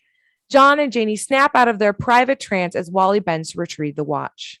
Oh, Christ, Janie, I think I stepped on your watch. Oh, Wally, don't feel bad. It was cheap. Never worked anyway. I can fix it. What? My dad's a watchmaker. I'll put it back together for you. Better than ever. He holds out his hands. Their eyes meet for a long moment. You take him up on it. It'll make me feel better. Chuckling, Wally and his colleagues head off to find a table. Janie hands John the watch. His hands close around her, and he gazes at her with basset hound eyes. She realizes he's still waiting for his answer. But before she can speak, John produces a small box from his pocket. He thrusts it abruptly into Janie's hand. Here, I'll trade you. And hustles off. She opens the box to find an engagement ring. With a little smile, she tries it on and turns to show John, but he's already gone. She stares at the ring. Her smile broadens. Interior laboratory day. John's at the lab table. Papers stacked all around him. In the center of the table is a piece of black velvet strewn with jeweler's tools. It's his lunch hour, and he's fixing Janie's watch. He tightens the central screw, which holds the hands in place, then fits the crystal into a housing and gives it a light tap. With a big childlike grin of satisfaction, the boy in love, remember. He gets up and starts for the door. The lab is jammed with oversized arcane machinery. The centerpiece is a concrete test chamber with 2-foot thick metal walls. Mounted on either side of it are particle cannons, great bulky devices which look like anti-aircraft guns encircled by huge plexiglass coils. He stops, spots the lab coat hanging on a peg in the corner, and walks over to grab it. As he's putting it on, he hears a tiny squeak from the direction of the test chamber. Mounted above the chamber is a digital clock. Hours, minutes, seconds, tenths of seconds. Just now, it's 13:58 and some change. John eyes the clock, hesitates briefly, then grabs a broom and steps to the reinforced steel door of the chamber. Inside the chamber is empty, but for a concrete block mounted on the low platform, and a mouse, which scurries into the corner when it hears John coming. He steps inside, sets Janie's watch on the concrete block, and swings the broom at the mouse. Come on, little guy. Out of here. The mouse legs it out the door. John follows, smiling, broom in hand. Screw up $1 million experiment. He stops, feels around in his pocket, realizes he's left the watch inside.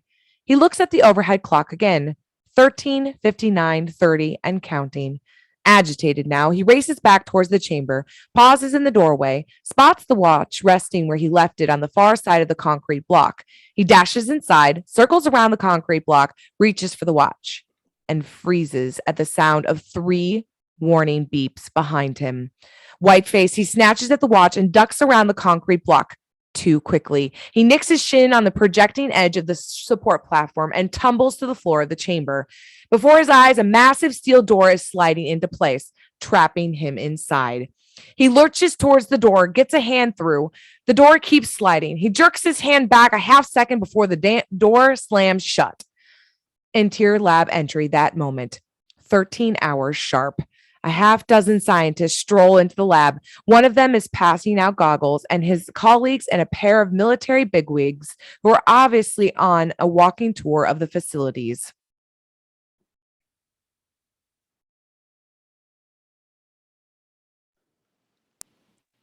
Actually, we don't know what happens when you disrupt the intrinsic field. All we've managed to do so far is blow a few concrete blocks to hell.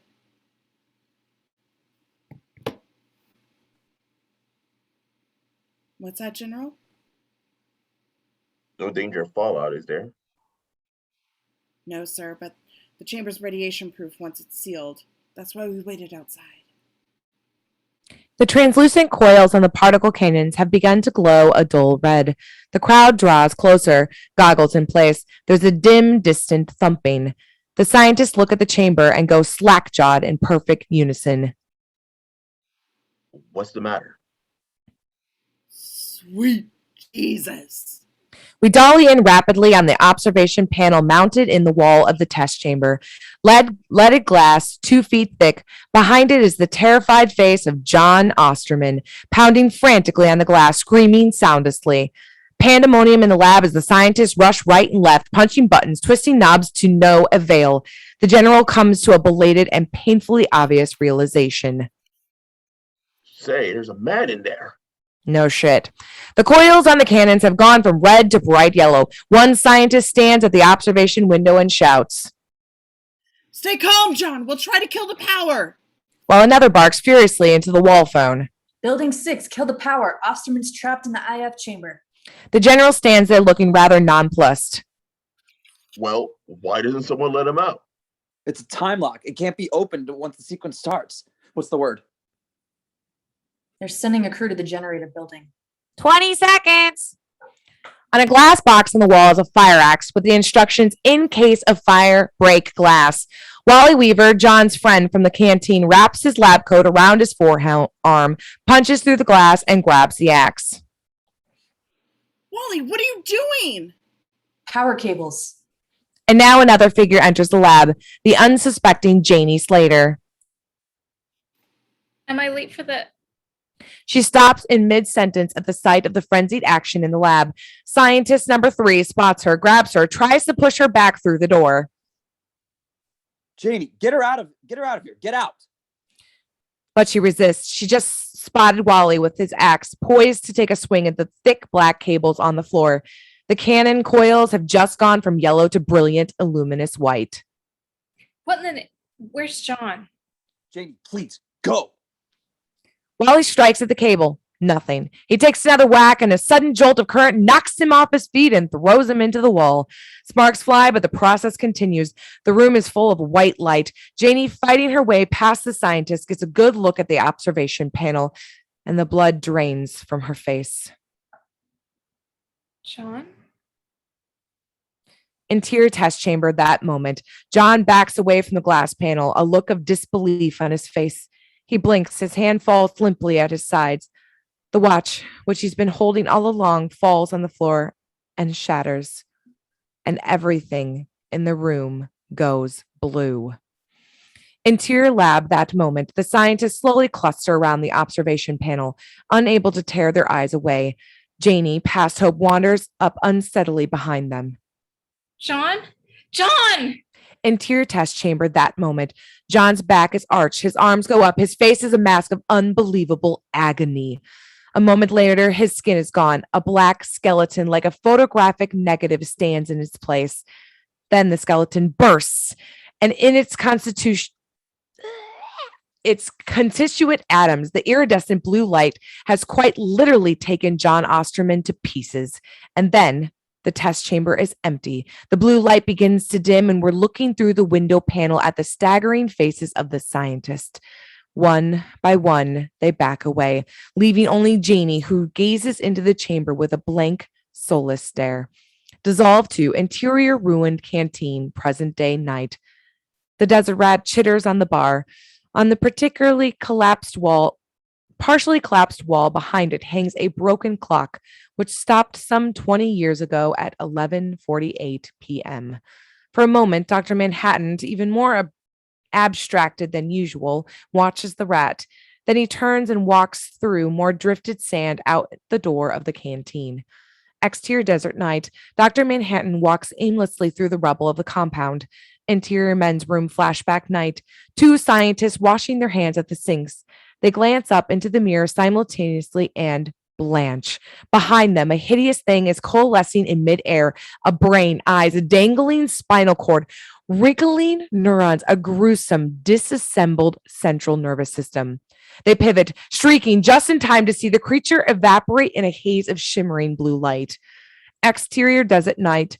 Dr. Manhattan keeps on walking. Exterior test space flashback night. Horrified sentries fire their rifles, then turn and run. A partially muscled skeleton stands by the perimeter fence and screams for several seconds before vanishing altogether.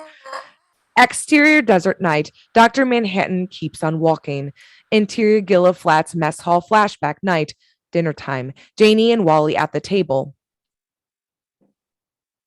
Can't help it. I'm gonna quit this place. It feels haunted.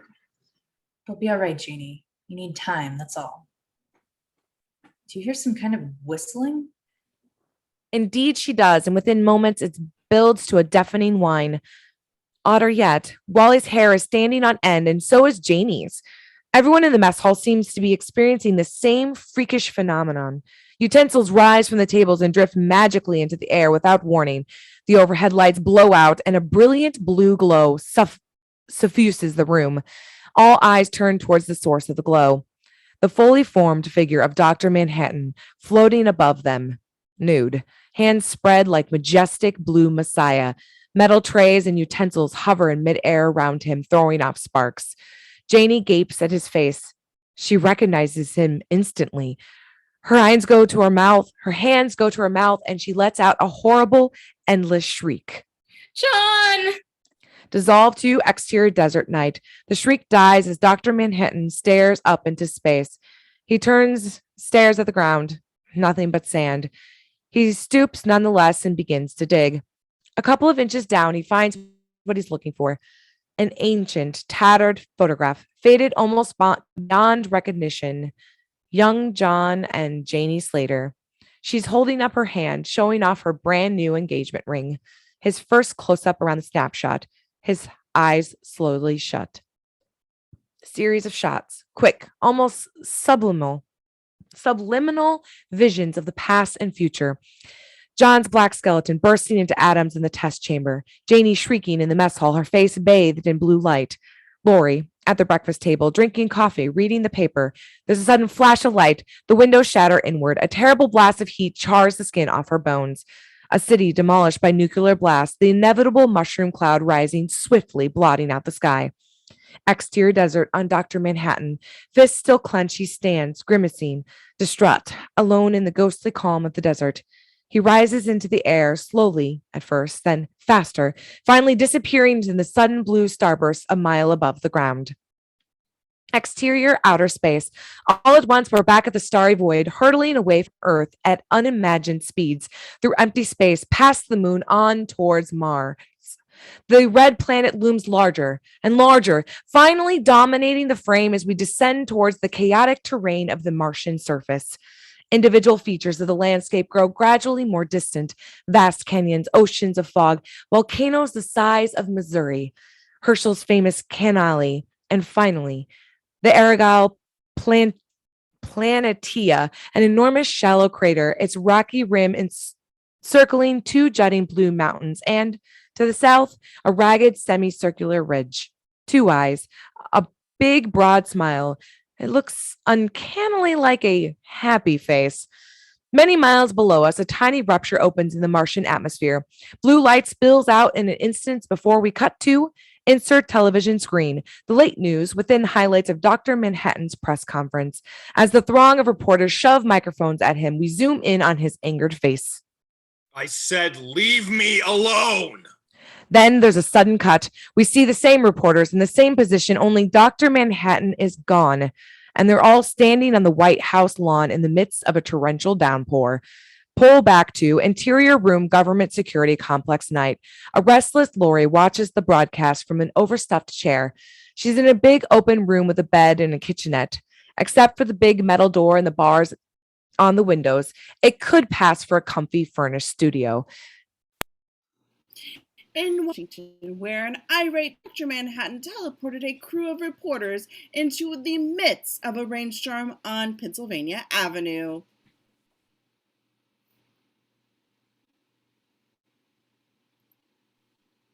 Well, Katie, I know some politicians would like to learn that trick.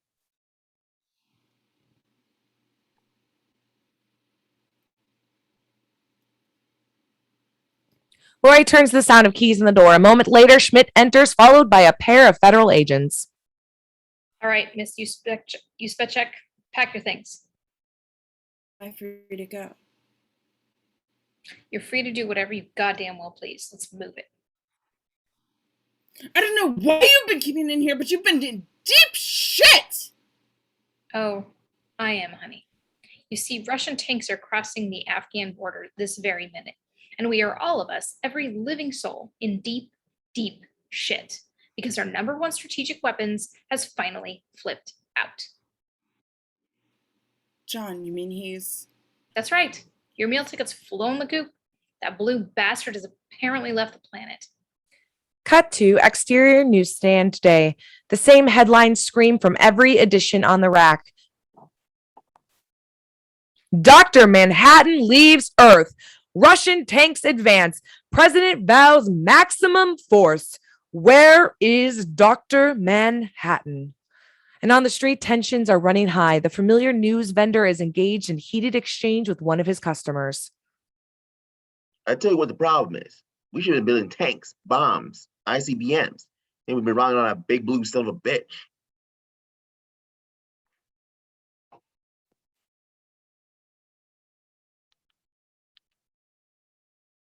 Anyone ever tell you you're like full of shit?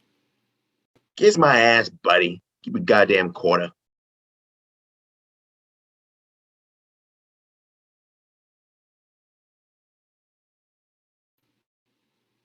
New frontiersman, please.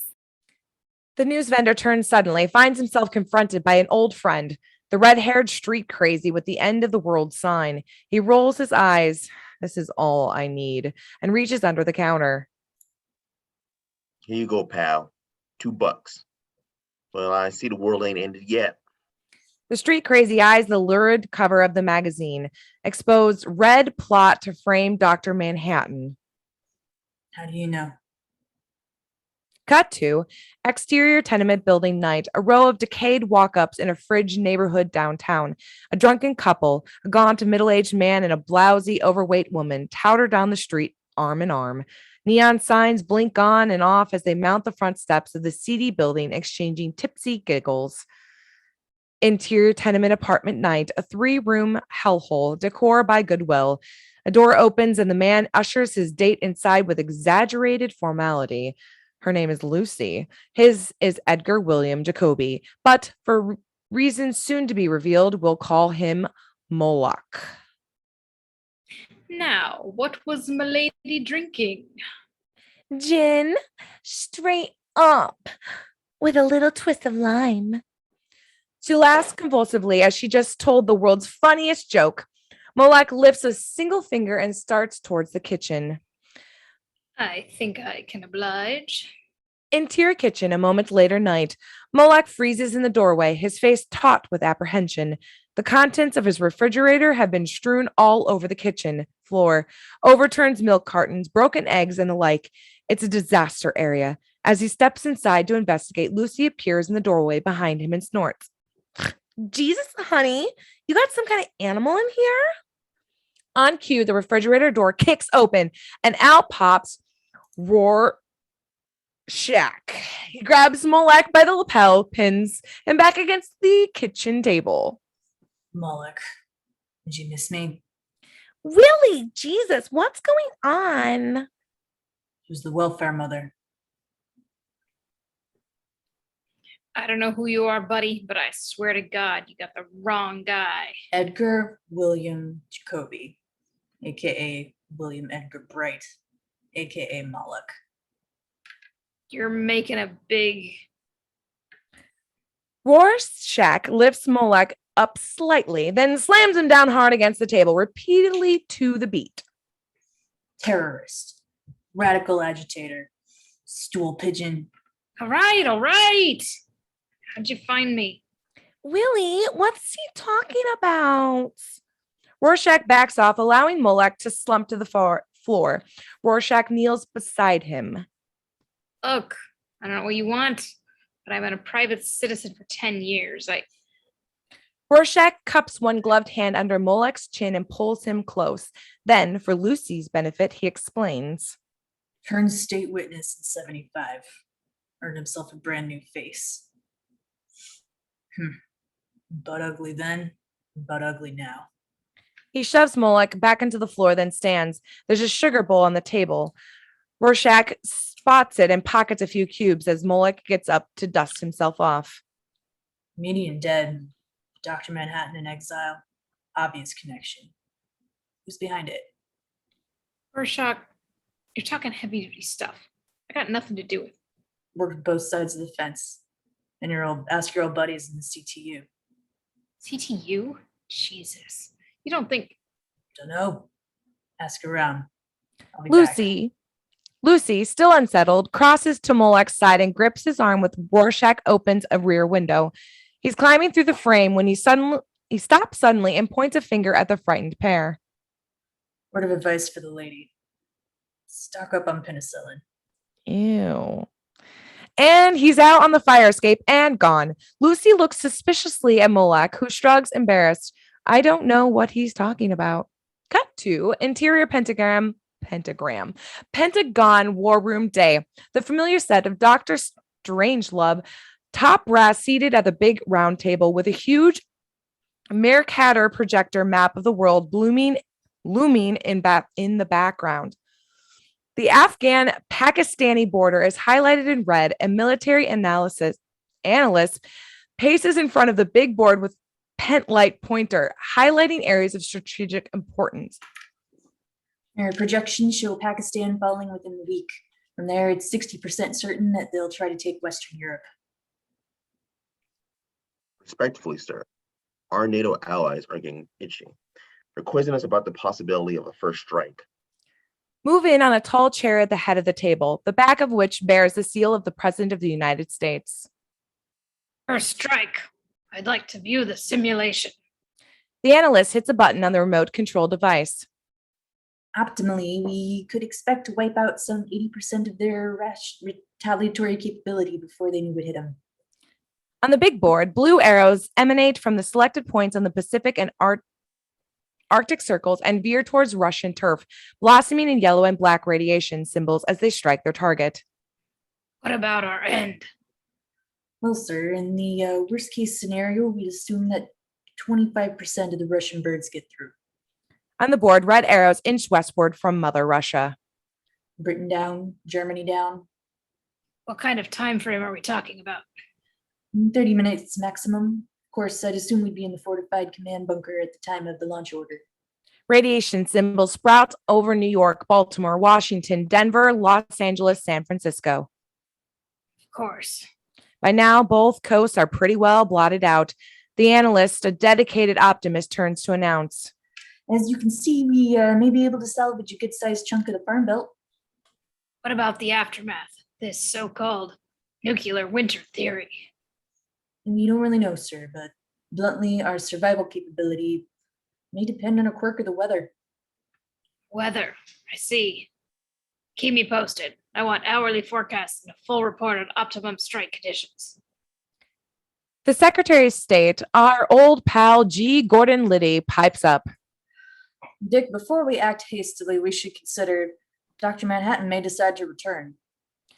With a heavy heart, the chief executive pushes himself away from the table, and we get our first good look at him. His face is lined and tired, his hair is flecked with white, but he's none other than that beloved statesman Richard M. Nixon, still vital and robust at 74. Good God, times like this, I wish I'd never come out of retirement. Interior doctor's office, reception room day, a private practice in Midtown Manhattan. Laurie emerges from an examination room, grim and hollow-eyed. The doctor hangs back in a doorway.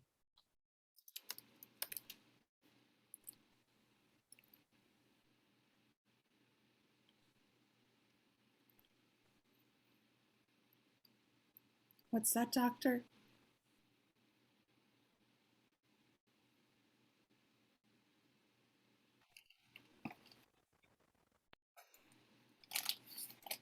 I'm sorry, Miss Yasipchik. Juice Pesek. Not at all, doctor. I appreciate your honesty. Interior Gunga Diner dusk, a greasy Indian restaurant in the village storefront. In a booth near the entrance, we find Laurie and Dreiberg munching on chicken tandoori. Christ, yes. I went in for a cancer scan first thing. Gave me a couple of rough nights, I tell you. How about you, Laurie? Oh yeah. They gave me a clean bill of health and then booted me the hell out. No expense account. No place to live. Go find something. I should go. You and me seeing each other? Someone might put two and two together. Laurie shakes her head and laughs mirthlessly. Oh, they're not following me, Dan. I mean, John's gone. We're right on the brink of World War III. Nobody cares about the Watchmen. Maybe not. Why take chances? Dan, what are you so scared of? I mean, we've spent all of these years keeping John together, and now that it's over, I feel glad. I'm finally free to go out and live my own life and do. And she's dying of cancer. The irony of it hits home. Throws a damper on her little burst of optimism. Depressed again, she starts to get up. I'm just running on in. Thanks for dinner. I better go find myself a cheap room. Dreiberg watches on, paralyzed by indecision, as Laurie heads for the door of the restaurant. Then, submitting to impulse, he gets up and chases her down. Laurie, wait. I've got a spare room. It's empty, if you like. Oh, Daniel, thanks, but I couldn't. You just be all nervous about. No, screw that. What you were saying before is absolutely right. I'd love to have you stay. You sure? He nods. She smiles and takes his arm as they walk out of the restaurant. Through the window of a nearby booth, we watch them passing on the street outside. The occupant of the booth, whose face is out of frame, fidgets relentlessly with a menu and squeeze bottle of ketchup. He inverts the ketchup over the menu, squirts out an upside-down question mark, then closes the menu and smashes it shut.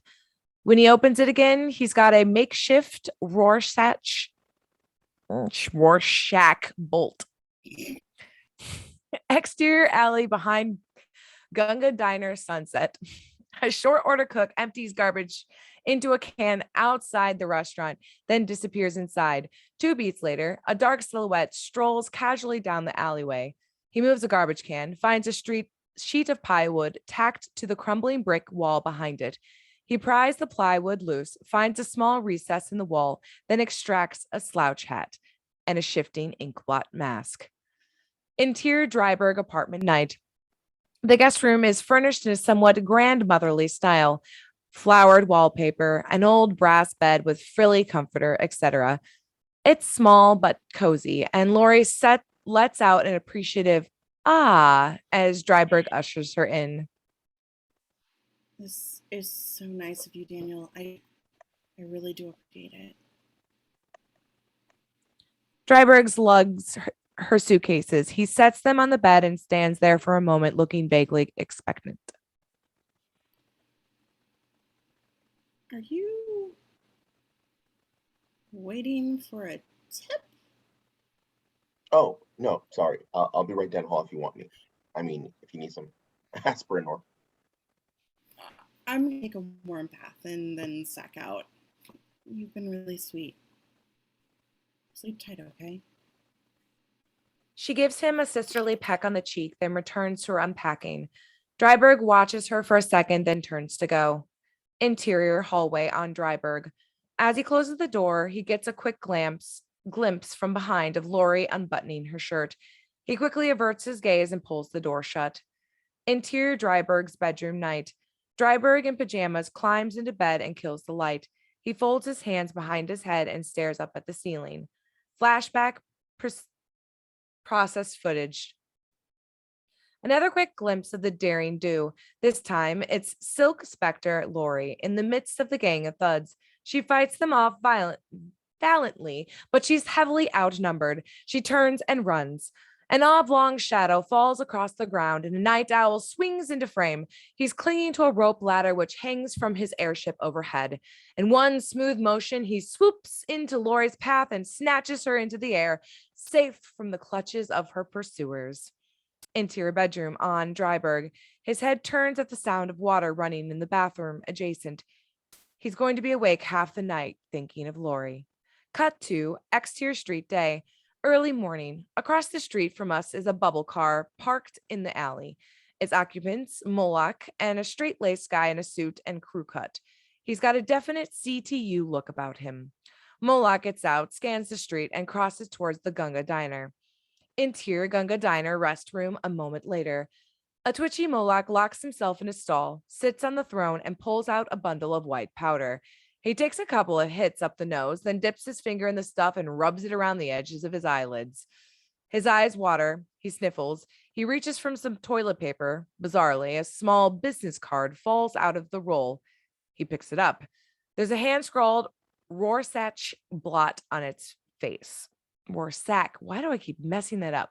A low hissing growl from overhead. Moloch looks suddenly and sees Rorschach peering at him over the stall partition. He gasps and lunges for the door. Rorschach snakes out and holds the stall. His arm snakes out and holds the stall door shut. Two things I hate: street mimes, users of recreational drugs. No, you got it all wrong. I've been on the case, Rorschach. I got something for you. Long pause. Rorschach growls again. Let's have it. There's a big bunch of research scientists missing. Blake is on a case, trying to track him down. It's big, Rorschach. Something to do with Doc Manhattan. That's all I've been able to find out. Drug habit. Highly illegal. Let it go time. In future, just say no. With that, he disappears over the edge of the stall. Moloch sits there a moment. He reaches for the stall door, rattles it. It won't open. Hey! Rorschach stuck a broomstick through the door handles on the adjacent stalls. As Moloch pounds on the door in frustration, we cut to interior Veidt penthouse suite day.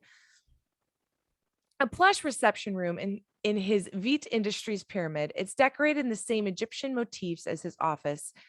Veidt sits in an overstuffed chair surrounded by video cameras. He's in the process of charming Justine James, a fawning Barbara Walters figure who's prepping a segment for her next celebrity chat special. Now, Adrian, I guess there's one thing everyone wants to know. Oh my, Are yes. you the smartest man? Smartest man. Oh my, yes. And the best dressed. A round of chuckles from the video crew. What a smoothie.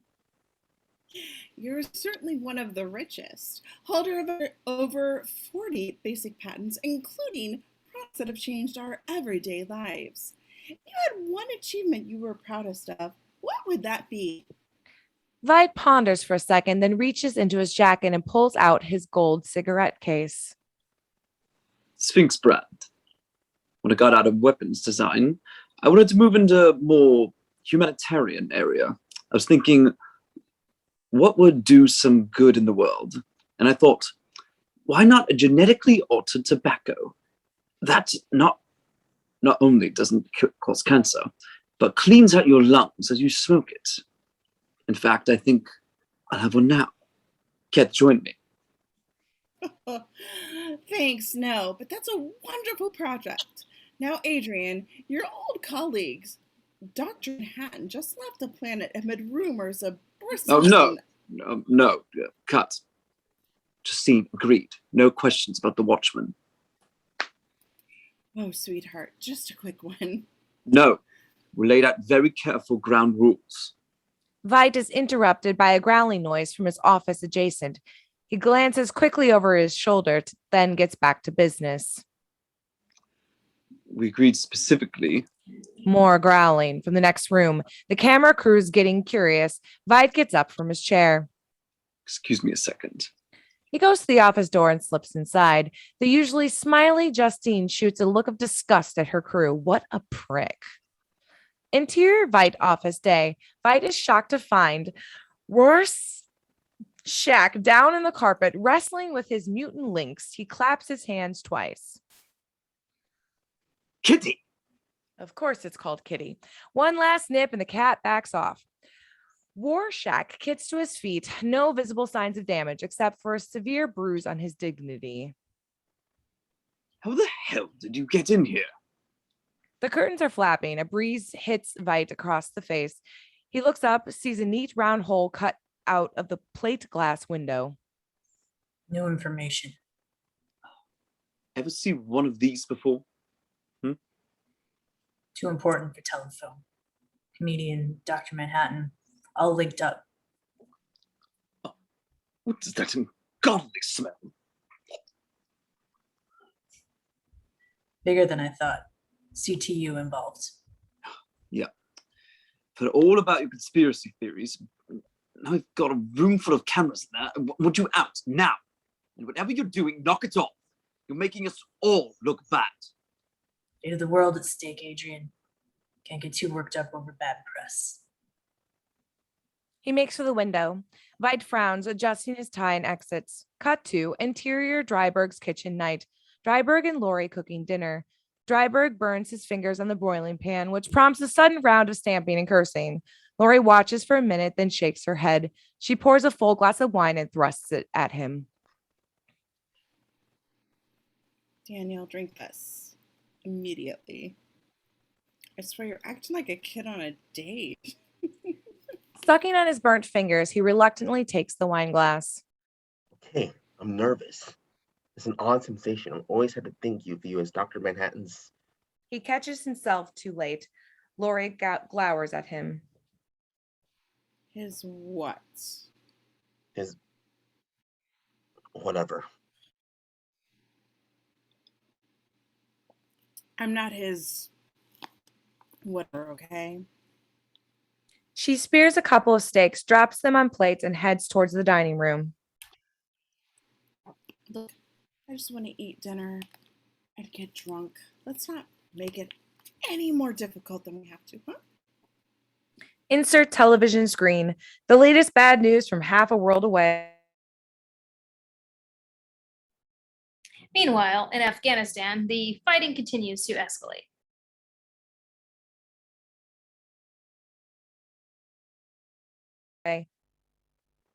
Map of Afghanistan. Red Russian inexorably towards Pakistani territory.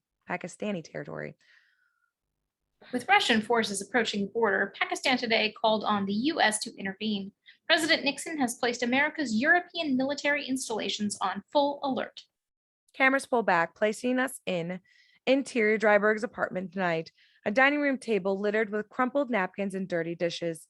Dreiberg and Laurie have just finished dinner. He stares in dismay at the TV screen as he opens a fresh bottle of wine. Good Lord. Drawn out of the picture's a whole new ball game. Laurie's already a little bit tipsy, and the broadcast doesn't much interest her. Wine glass in hand, she wanders over to the stereo cabinet.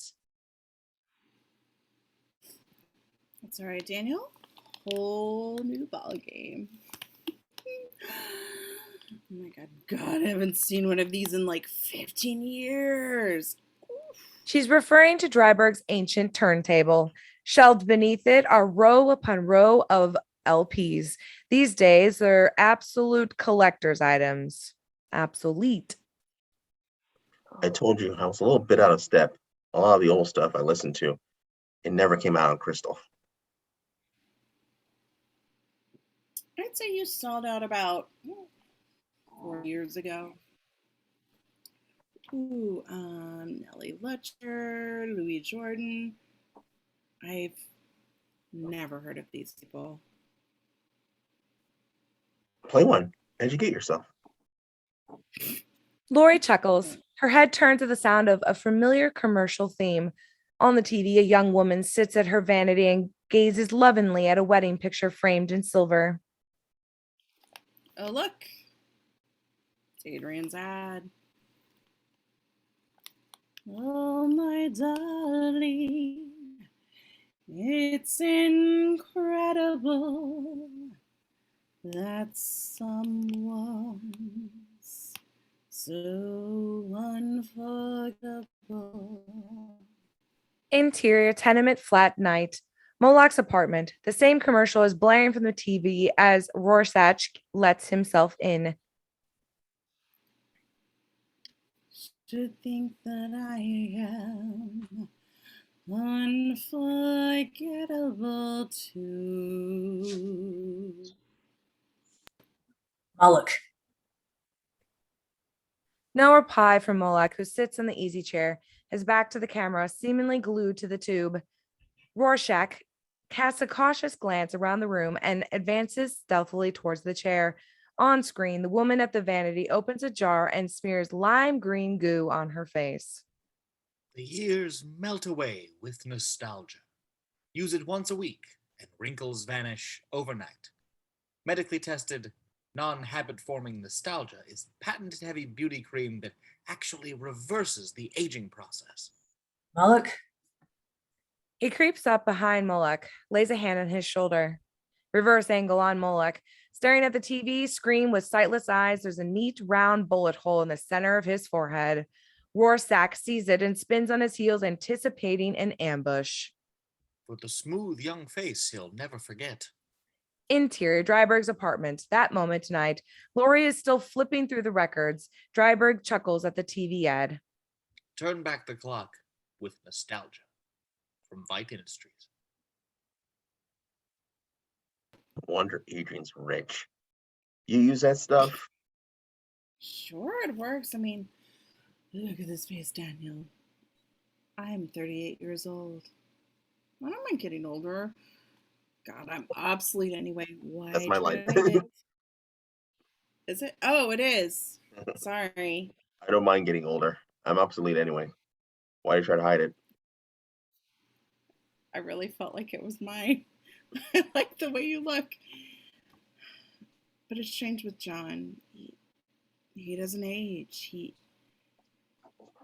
doesn't, his face doesn't change, but you, Daniel, you look Old. No, God, not at all. You look very dashing. Here, you pick one. What? Pick a record. Like dancing. Her tone is unmistakably flirtatious. Dreiberg hesitates, then with a non-committal smile, he moves to the record cabinet. Interior tenement flat night. Rorschach, making a hasty exit, an amplified voice booms out.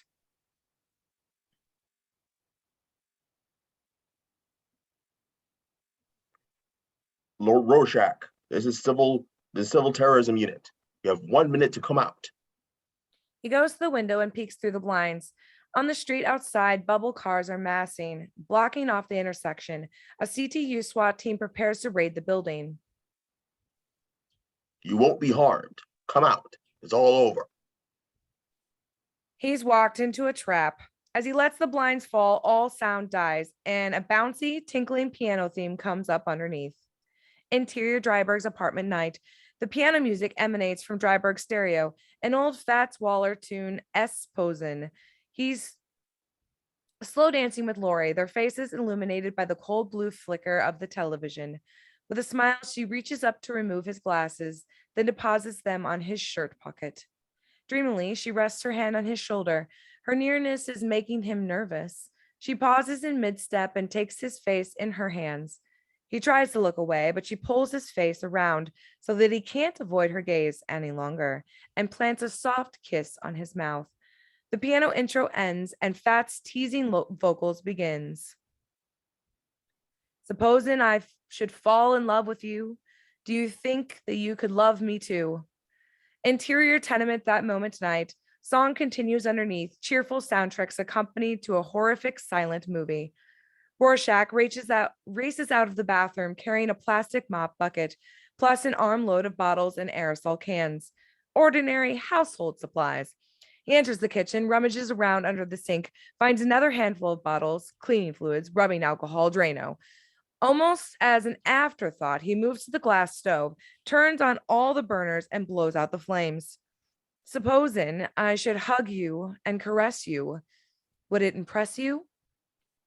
Interior tenement front stairwell that moment. A contingent of armed CTU men rushing silently up the stairs. Or would it distress you?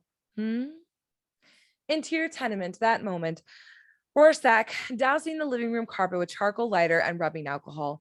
There's a pile of bottles, only half emptied, resting next to the front door. The CTU cops are pounding on the front door, trying to break it down. Rorschach crouches in the hallway just outside the living room. The door finally gives way and the cops tumble in. Rorschach strikes a match and holds it to the nozzle of the aerosol can, creating a miniature flamethrower. The cop's head swivels just as the puddle on the carpet catches, and a moment later, the pile of bottles explode, engulfing the doorway in flame. Suppose I should be saying to you, for you I yearn. Yeah, I yearn. Sure I do. Would you think I'm speaking out of turn? Interior Dreiberg's apartment night. Dreiberg and Laurie horizontal on the sofa, their clothes in disarray. Laurie kisses him hungrily, but she's distant, panicky, unable to respond. It's been a long time for him. It's not going well. Supposing I declare it, would you take my love and share it? I'm not supposing I'm in love with you. He wriggles beneath her. She takes his hand, pressing it to her breast. Interior tenement that moment night. Instrument bridge continues underneath Rorschach, back through the kitchen with his bucket. Smoke billows in front of the living room. He empties 2 bottles of cooking oil into the linoleum floor. Then he ducks through a door in the back stairwell. Interior stairwell landing a moment later. Rorschach opens a bottle of cleaning fluid, stuffs a wad of newspaper into its neck. The first wave of cops coughing and hacking from the smoke makes it to the kitchen just as he ignites his Molotov cocktail and tosses it inside. The cops pitch backward as the bottle's thrown. By the time they hit the floor, the cooking oil has burst into flame. Rorschach bolts up the stairs by now. Another squad of CTU men is coming up with back way behind him. Back up way behind him. I don't know. Interior kitchen a moment later. Charred cops, leaping flames, camera zeroes in on the gas stove. Exterior tenement that moment night. A gaping hole blows open the front of the building. Fiery rubble hails down on the CTU units outside. Re-enter Fats on vocals. Supposing I should hug you and caress you, would it impress you? Interior Dreiberg's apartment night. Laurie is fumbling with Dreiberg's pants. Finally, he can't stand it anymore. With a pain-stricken look, he pushes her away and sits up on the sofa. His head sinks into his hands. At first, she doesn't understand. Then her face softens, and she moves to his side, embracing his shoulders, gently stroking his hair. Or would it distress you? Interior tenement back stairwell that moment. Rorschach huddled in the uppermost landing just below roof level. By now, the whole building is ablaze. 2 flights down, a pair of CTU cops are fighting their way through the inferno, still on his tail. He still has his mop bucket. It's half full of water. He reaches for his last can, a can of Drano, and empties it into the bucket where it begins to hiss and sizzle. Supposing I should say for you I yearn, would you think I'm speaking out of turn? The cops are almost on him, racing towards 2 steps at a time. He steps out in front of them, and before they can hoist their weapons, heaves the bucket full of boiling Drano in their faces. Ouch. The cops shriek soundlessly and topple backwards in the flames as Rorschach turns tail and busts through the door to the roof. Exterior tenement roof, a moment later night. Rorschach emerges and blinding light catches him full in the face. Hovering not 20 feet overhead is a police airship, a blimp-like craft in a sort we saw earlier. A spray of machine gun fire peppers the roof. Supposing I declare it, would you take my love and share it? Rorschach shuttles along the edge of the roof, finds a rickety fire escape, and dives under. Unfortunately, he's now exposed on the front of the building, pinned to the wall by gunfire from the SWAT team on the street. Tongues of flame dart from the nearby windows. He turns and tries to climb back upward, but more cops from just the landing airship are already spilling over the edge of the roof. I ain't supposing I'm in love with you. The song ends, and the last note, Rorschach emits an ungodly howl of fury, diving over the metal railing, plunging to the streets below. Exterior street that moment. 3 stories down, he crashes into a cluster of garbage cans and lies there, spent, twisted, racked with pain. The CTU cops are on him instantly, not kicking him, pummeling him with billy clubs and rifle butts. Get him! Get his mask! Let's see the little fucker's face! No, no. In seconds, the ink blot mask is off, revealing a pocked, doughy face, topped off with a shock of matted red hair. It's the familiar face. The face of the street crazy who haunts the newsstand with his play cards announcing the end of the world. Christ. He's got 5-inch heels. The fucking runt wears elevator shoes. No, no, give it back. He kicks and claws at the cops as they drag him unceremoniously off into the nearby van. That's a terror of the underworld, that ugly little zero. Give me back my face. The van doors slam shut as Rorschach, just as the first fire trucks arrive to turn their heads in the flaming skeleton of the tenement. Cut to interior Dreiberg's apartment tonight. Dreiberg and Laurie stretch out on the sofa under a blanket. He stares up at the ceiling, still troubled. I'm sorry, Laurie.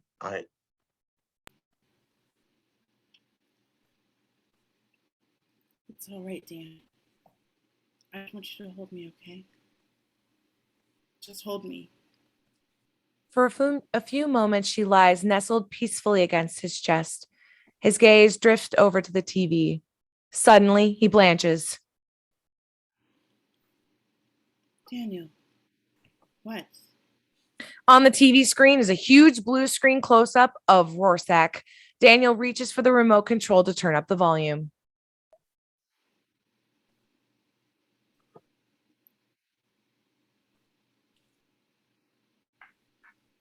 The volume needs to be turned up a bit more. Can you turn up the volume on the TV? A 10-year manhunt ends tonight with the capture of the mass vigilante known as Rorschach. 8 CTU men died in a violent confrontation at a downtown tenement. The news report cuts live to the smoking wreckage of the tenement. Cops. Granger is gonna love that. Are you kidding? If they put him in jail, he's dead. He'll never get the trial. Now on the screen shows a side-by-side close-up of the ink blot mask and the acne-scarred face beneath it. Laurie looks on, transfixed. Identified as Walter Joseph Kovacs, 44, a transient with a history of psychological disorders, A former landlord described Kovacs as a self-confessed loner and political extremist. All kind of weirdo literature, paraphernalia. You should have seen that place when I threw him out. Talk about pigeons, pig pens. Laurie hits the mute button, settles back, and lets out a low whistle. Dreiberg, distracted, pours a glass of wine and gets up to place the room. I just realized I've never seen his face. I mean, I guess it was just a matter of time. He's totally... Daniel, what's wrong? The comedian, John, and Rorschach. He stares at her, obviously wondering who's next. Exterior news kiosk evening. The familiar news vendor peddling papers, a feisty little black kid, the same one who's made a face at Rorschach, sits on the pavement nearby reading a comic book. The news vendor nudges him, indicates the comic book, a patriotic little number entitled Colonel North and His Howling Commandos. Hey, this ain't a Lennon library. I expect you to pay me for that. No way. This one sucks. A customer, 50, black, on the tubby side, stops at the newsstand. His name is Dr. Malcolm Long. Gazette, please. The news vendor hands over a copy of the Gazette. The cover bears side-by-side photos of Rorschach and his alter ego, Kovacs, with the banner headline, CTU apprehends mass killer. You see this? This guy's a customer of mine. I mean, I always knew he was a little flaky, but a while though, huh? You never know. Long hands over a quarter, unfolds the paper, and begins to read as he wanders off down the street.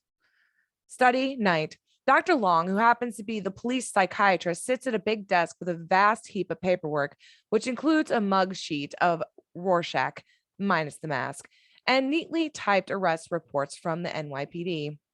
Name, Kovacs, Walter, Joseph. Address, transient. Born, 3/21/43. Mother's name, Kovacs, Sylvia, J. Neglick. Father's name, unknown. By now, Long is working on his third pot of coffee. His wife, Sylvia, wanders in behind him, dressed for bed in her robe and slippers. When she rests her hand on his shoulders, he nearly jumps out of his seat. Oh, sorry. I didn't see you. How much longer? Is that the vigilante, isn't it? That... Rorschach. Oh, Kovacs. Incredible case. Blinded 2 children at the age of 10. We pulled his record from the juvenile home. Without looking up, he shoves a sheaf of papers in Sylvia's direction. No father. Mother prostitute. Some evidence of systematic child abuse. Classic case of misplaced aggression. You know, these vigilantes, these watchmen. There's never been a systematic study to find out just what makes them do it. Malcolm, don't get too overwhelmed by all of this. Sylvia picks up a blurry Xerox of a child's drawing. 2 hideous figures, male and female, with wide eyes, fangs, and matted hair. They're conjoined like Siamese twins at the mouth, belly, and crotch. This twisted version of coitus bears the crayon title, My Dream by W.J. Kovacs, age 13. It's too strong to look at for long. She sets it down with a shiver. Why don't you come to bed? I'd like to get my hands on some of the others. Explosive material. Mother died when he was 14. When they told him he had one word of comment, good. Oh, is that your line? Sylvia shoots him a hard look, shakes her head almost imperceptibly, and gives up. She turns and pads silently out the room. Long goes right to on talking, unaware that his audience has left. Still, he's not stupid. In some ways, he's got an extraordinary mind. I think I can reach him. Cut to interior prison interrogation room day. A bare, windowless chamber, 10 by 10, long, and Rorschach sits in the folding chair on opposite sides of the square table. The doctor reaches into his briefcase and pulls out a stack of cards.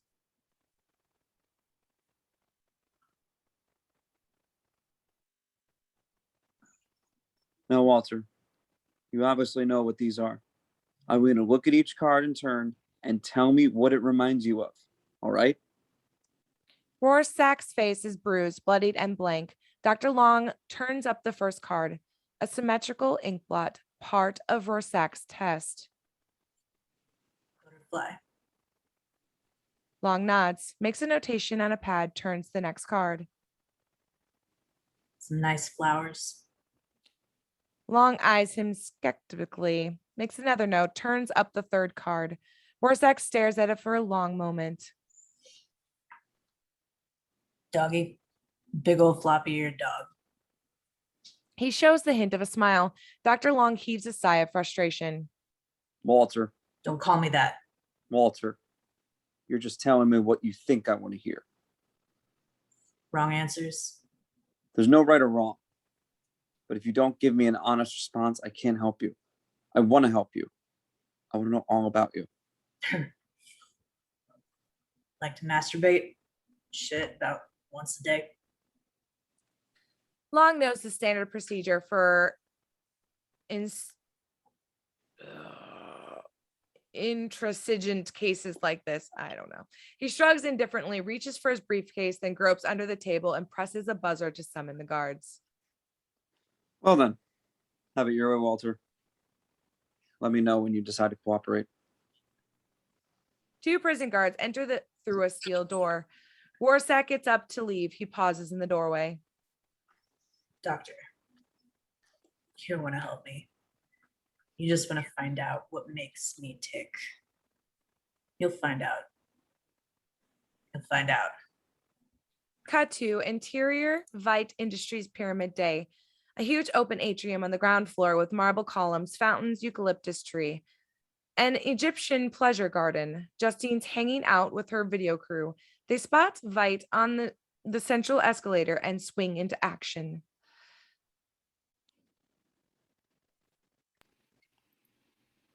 Did someone say pleasure garden?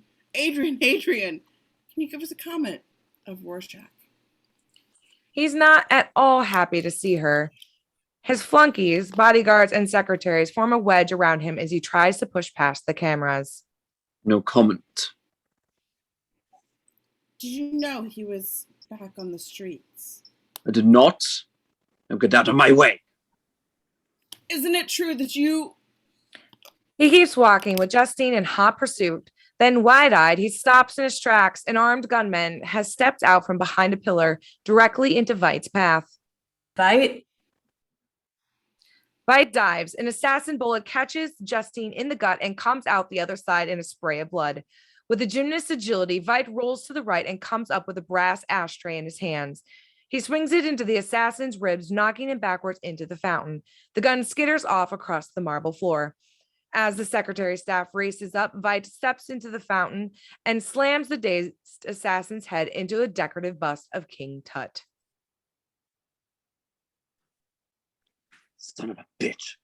Who sent you? Arms flying, the 2 men grapple. Veidt grabs a hold of assassin's hair and thrusts a hand into his mouth. Stand back, Mr. Veidt. We'll handle it. He's got some kind of poison capsule. Don't bite down, you scum. I want to know who sent you. The assassin gags and goes limp. His lifeless body slumps down into the water. Veidt steps out, shaken and breathless. Damn it.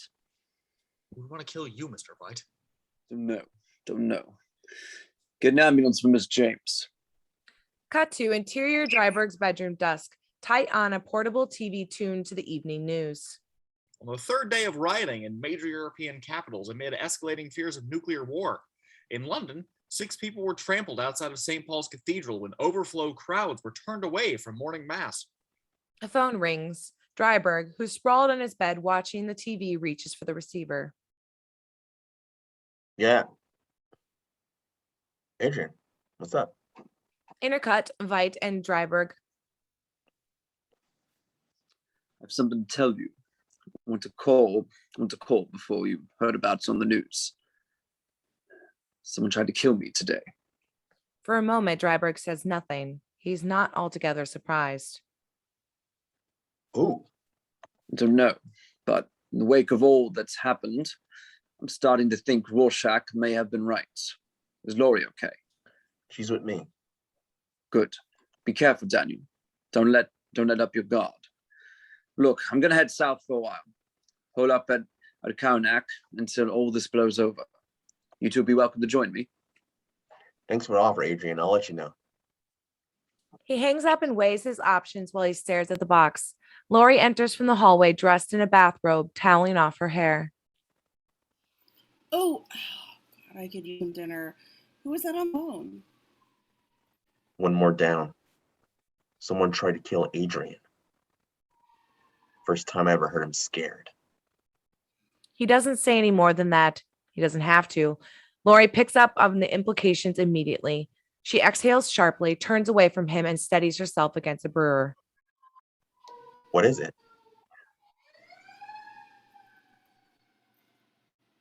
I know what you're thinking. It'd be a lot safer if I wasn't around. Laurie, I'm an open target, Dan. If you're with me, with any luck, the world will end before we get ours. His sour wisecrack starts her trembling, almost crying. Dreiberg, fed up with his own pessimism, climbs out of bed and walks over behind her. I shouldn't be here anyway, Daniel.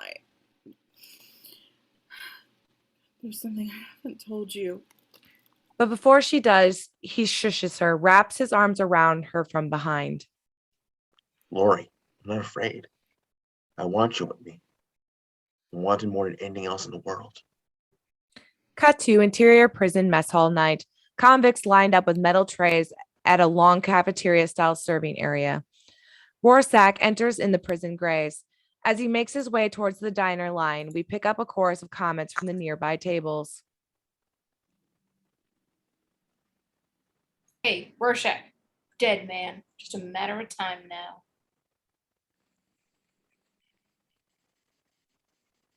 Rorschach, better put some meat on that pretty ass of yours. Low, threatening chuckles all around as the expressionless Rorschach picks up his tray. A trio of goons fall in behind him. The smallest of them outweighs him by a good 40 pounds. Didn't know you were such a tiny little thing.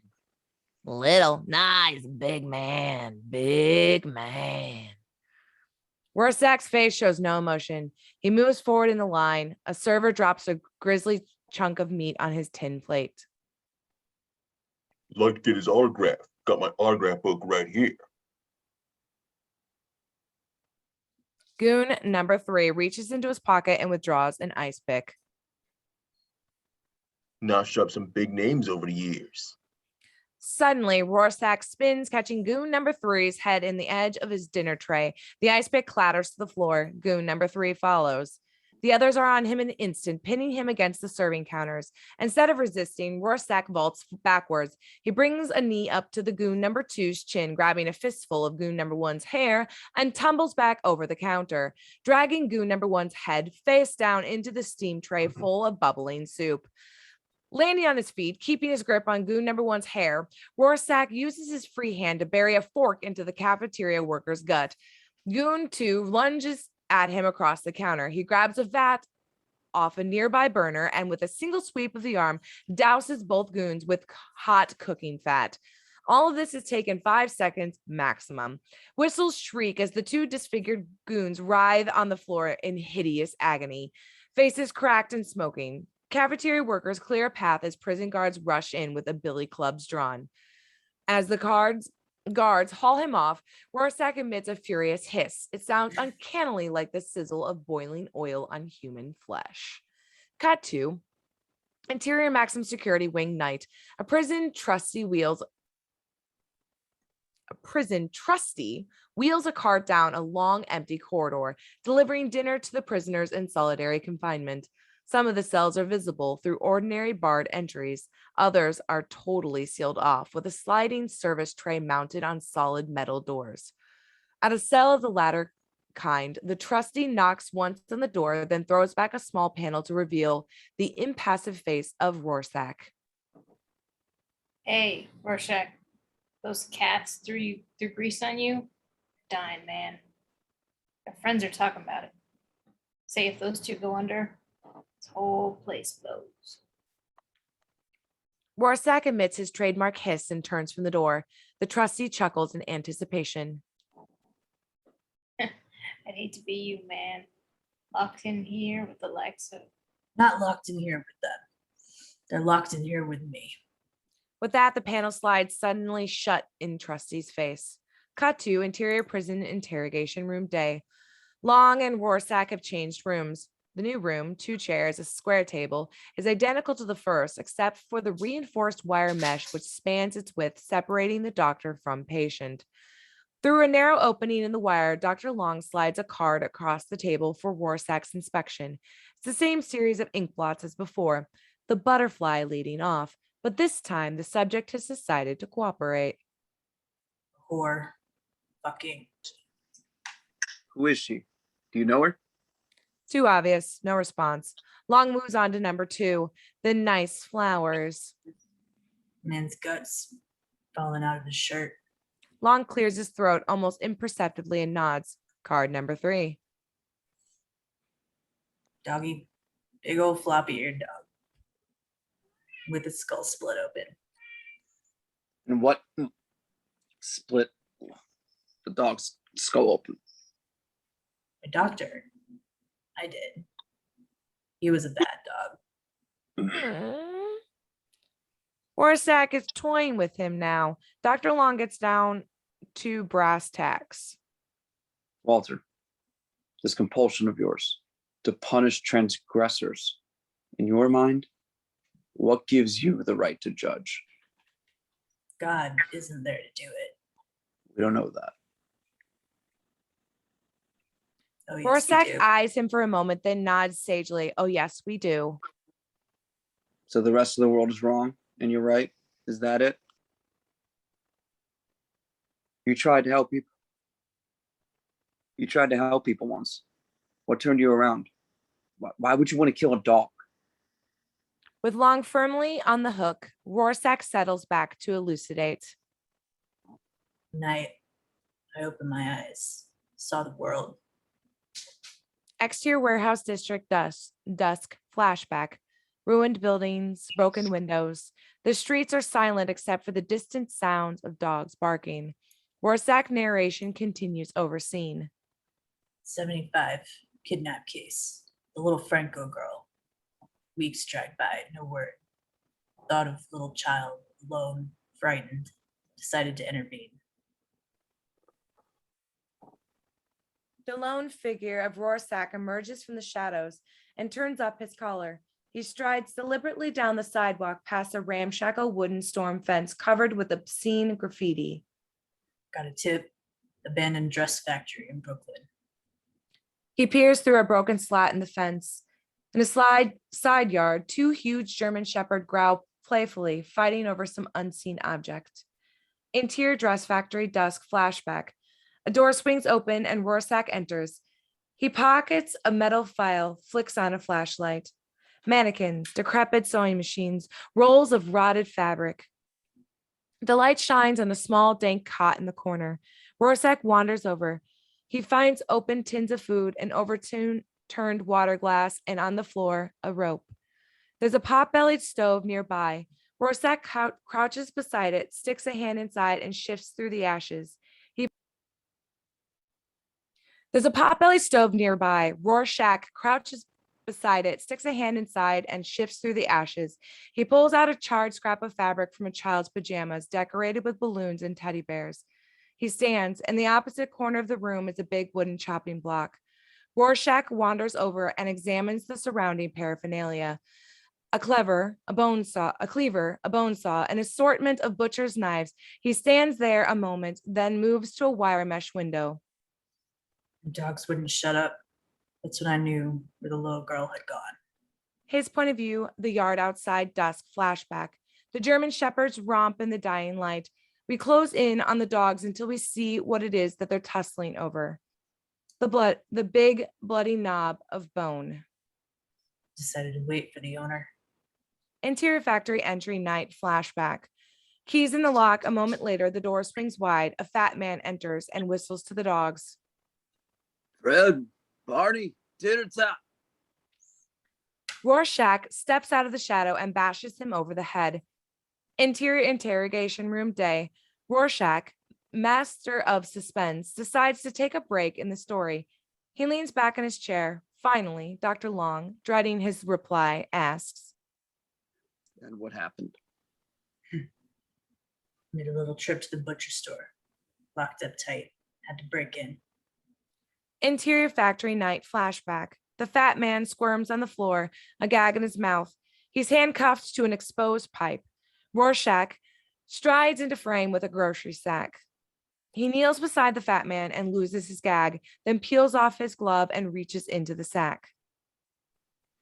What are you do? What? Rorschach silences the fat man by cramming a fistful of raw hamburger into his open mouth. He's got several pounds of the stuffing, and he spends the next few seconds smearing it all over the fat man's face, throat, and hands, stuffing the leftovers down his shirt. When he's done, he reaches into the sack for a big plastic bag full of steer blood and empties it all over the fat man's head. Frantic, scratching from the outside, Rorschach strolls over to the door, and as the fat man wriggles in helpless terror, it lets the dogs inside. Then he stands back and enjoys the carnage. Interior interrogation room day. Dr. Long looks on Google-eyed as Rorschach cheerfully wraps things up.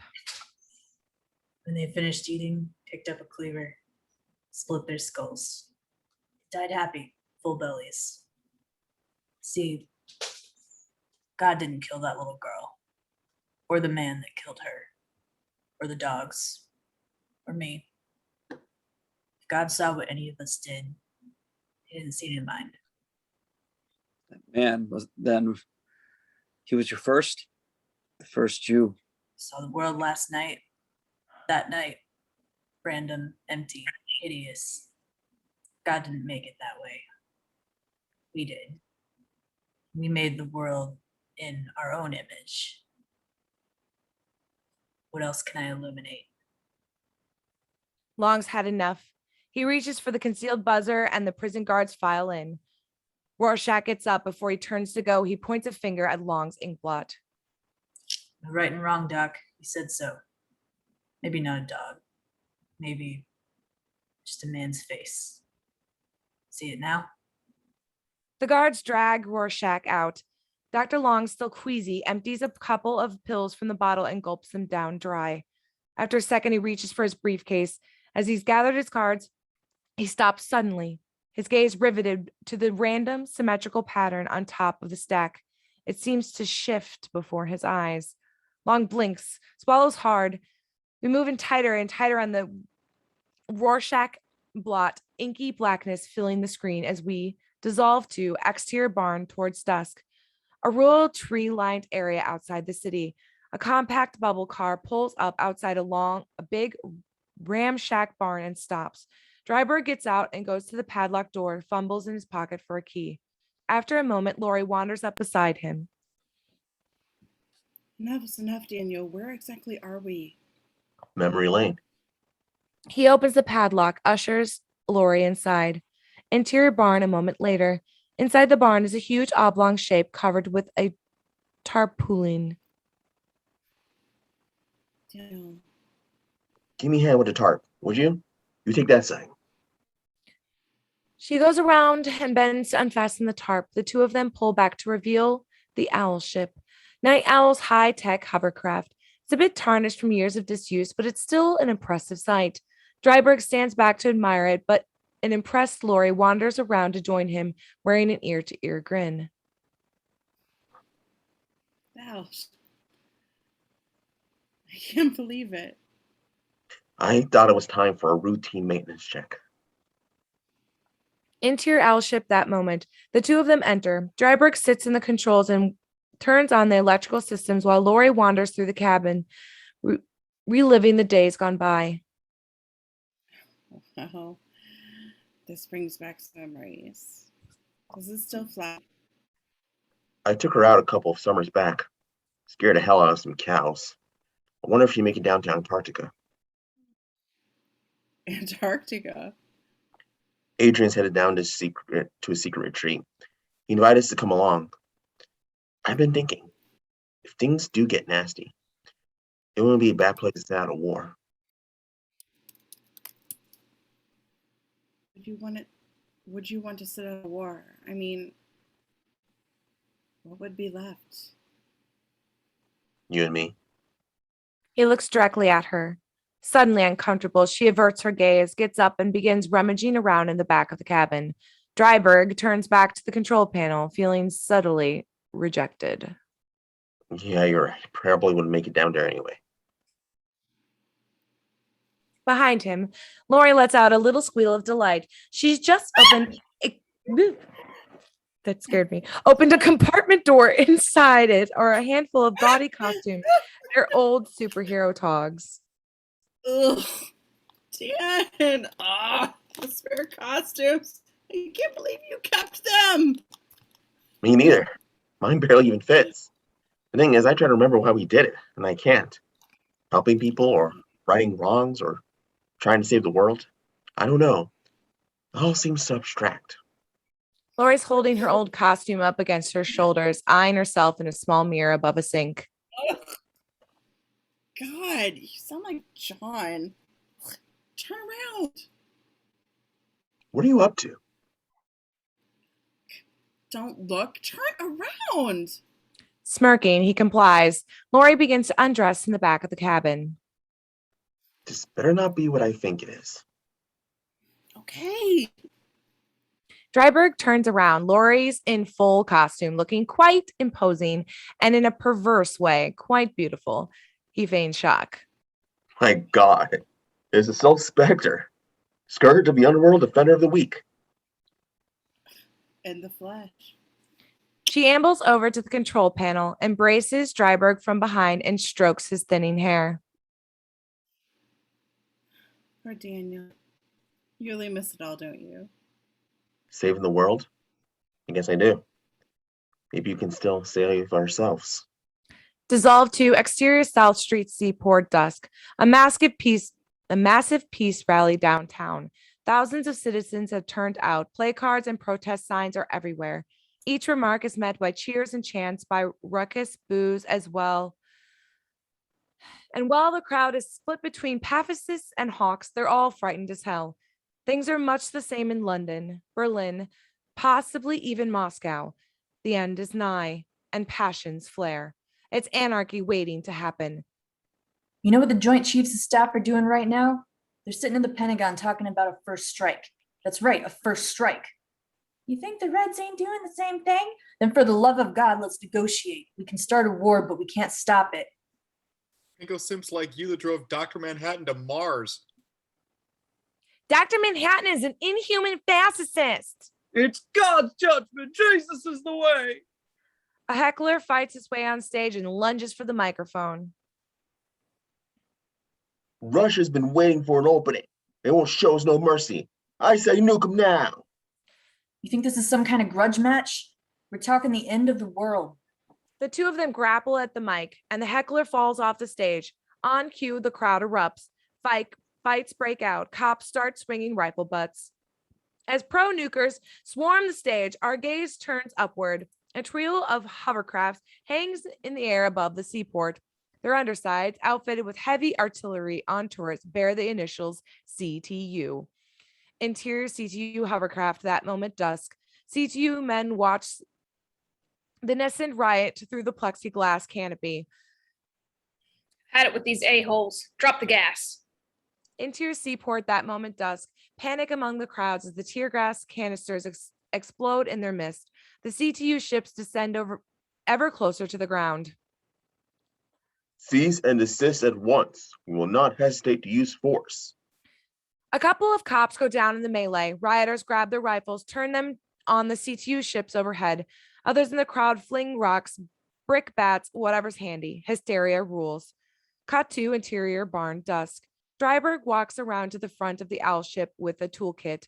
Wiping his hands on an oily rag, he calls inside to Laurie. Guess that ought to do it. I'll shut her down. Laurie? No reply. Curious, he climbs aboard. Interior owl ship, that moment.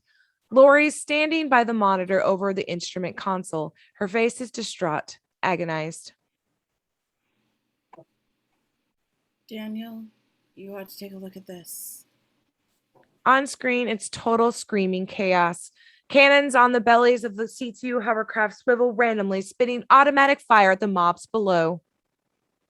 What the hell? It's a peace rally. The CTU's just opened fire on the crowd. Oh, Laurie. Jesus, no. He turns away, paralyzed with horror. Laurie watches awestruck. They're just mowing them down. This is it. The end of the world. Oops. This is it. The end of the world. This is what it looks like. Camera moves in close on Dreiberg's stricken face as we cut to flashback process footage. We're back in slow-mo sepia land, the golden age of superheroes. The owl ship emerges from the fog bank and rises majestically into frame like the 7th Cavalry arriving to save the day. As it draws closer, the perplex canopy coming into view, we can just make out the night owl at the helm with Silk Spectre riding shotgun. There's a frenzied mob below, racing right and left, their aimless motion stylized and surreal. They're beset by a sudden windstorm as the owl ship's powerful blowers clear the tear gas from the fantasy equivalent of the Seaport Plaza. Faces turn skyward, fingers point. And suddenly, the footage we're watching undergo a subtle transformation. Colors bleed in, sound comes up, and the pace of the action quickens. And when we cut back to the ship overhead, we're in full color and real time. Aerial shot, an owl ship, because the owl ship is really there. And by God, the Watchmen are back in action a quarter mile above the South Street Seaport. Interior owl ship that moment. The 3 CTU ships are now visible through the cockpit dome. Okay, Laurie. Let's see if we still got what it takes. On the panel, a computer targeting device homes in on the CTU ship. Interior CTU hovercraft that moment. A radar man stares at his console in puzzlement. Sir, we've got an odd blip off the starboard. The ship rocks violently as a sudden explosion. Aerial shot on C2 hovercraft. Blows the cannon mount cleanly off its underside. The ruptured ship wobbles, trying to right itself, but to no avail. Jet sputtering, is lurching towards the harbor and slaps down hard against the water. Angle on crowd, pointing at the skies in disbelief. Look, up there. Oh my God, it's Interior owl ship on Dreiberg. He barks into a microphone. Attention CTU. Cease fire immediately. Exterior seaport that moment dusk. Ground level from the midst of the bewithered crowd. We watch as the owl ship and the CTU talk some serious trash. Or we'll blow your asses out of the sky. unregistered craft. Identify yourself. Baby, we're a blast from the past. The crowd's in a frenzy. Most of them are taking it on the lam, but a dozen hardy souls are standing stock still, transfixed by the strange sight overhead. It's the Watchmen! Excitement ripples through the crowd as the CTU ship bobs in the air, clumsily turning to the face their attackers. Soon the ships are hanging immobile in midair, squaring off face to face. A Wild West showdown. On the prows of all the three crafts, missile launchers rotate into position. Interior owl ship that moment, Dreiberg with his hands positioned on the throttle. We're going to have to shave this one close. An instant before the CTU rockets fire, Dreiberg shoves the throttle full forward. Aerial shot on owl ship. With a burst of flame, the owl ship blasts off. The two rockets converge on the point where the owl ship was hovering a millisecond before and collide.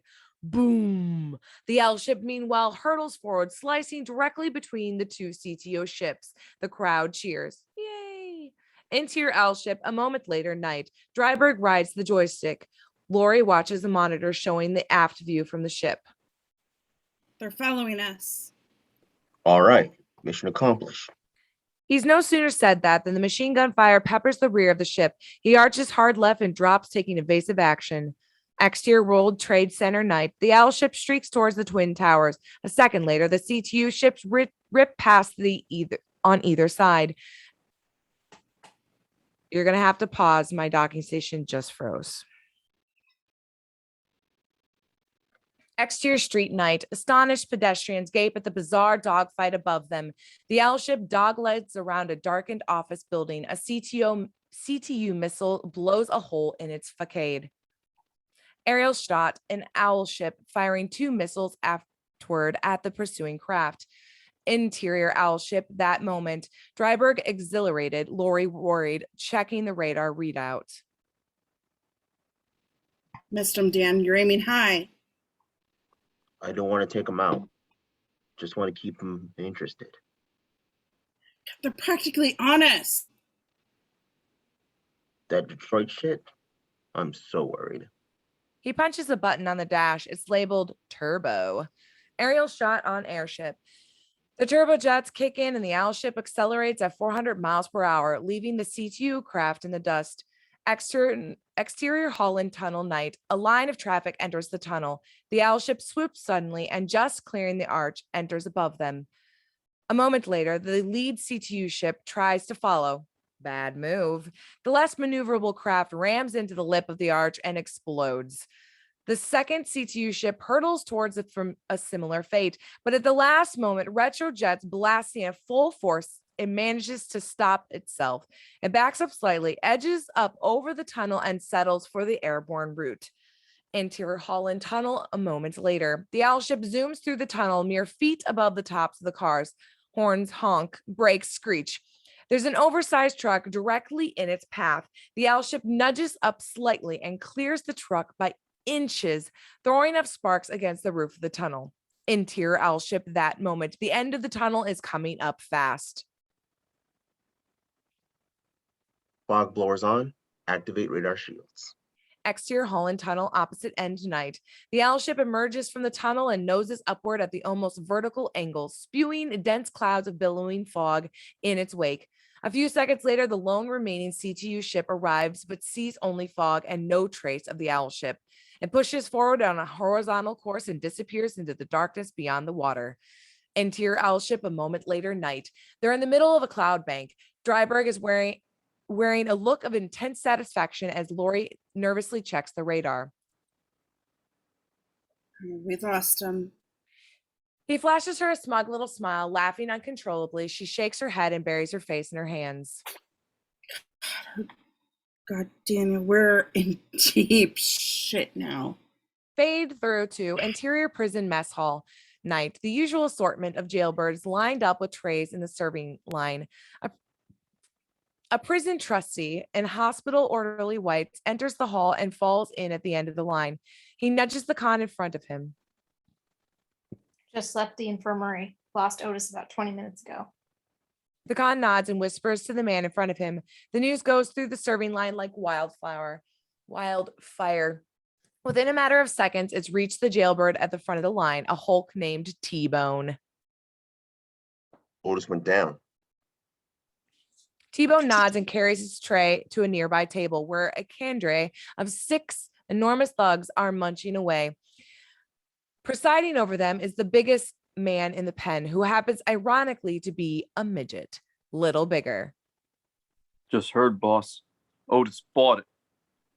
Fucking Rorschach. This joint goes up tonight. Exterior aerial shot on owl ship night. Drifting lazily through the cloud bank, a blunt prow of the owl ship emerges gradually from a shroud of fog and catches a shaft of pale blue moonlight. Interior owl ship that moment night. Through the cockpit window, the distant city skyline glimmers, then disappears again behind wisps of cloud. We're taking a dreamy tour of the stratosphere, slow and elegant. Somewhere, Billie Holiday is singing "You're My Thrill." Instruments blink and beep on the panel. No one's at the controls. The ship lurches. A wine bottle tips and rolls noisily across the width of the cabin floor. A woman's hand reaches for it, sets it right. It's Laurie, who is midway through a 2-minute kiss with Dreiberg.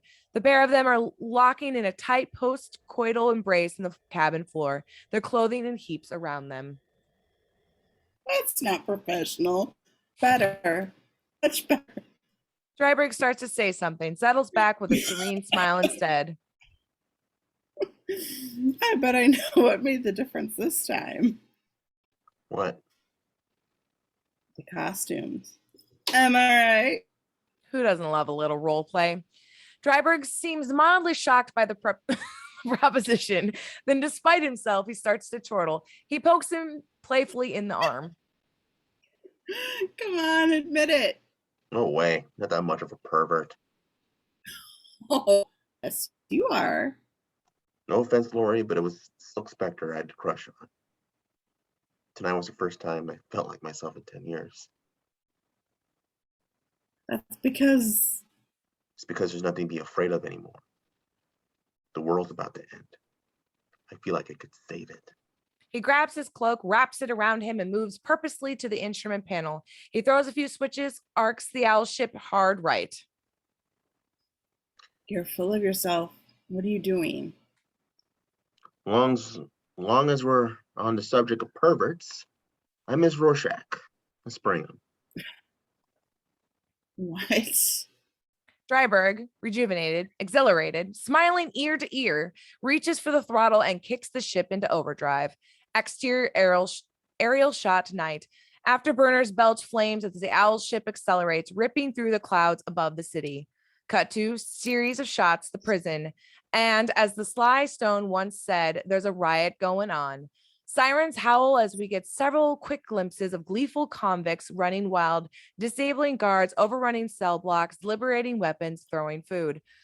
Interior owl ship that moment, Dreiberg and Laurie back in full costume. Dreiberg eyes are riveted to the monitor over the controls. I think we're just a trifle late. God, Jesus, man, out of the frying pan.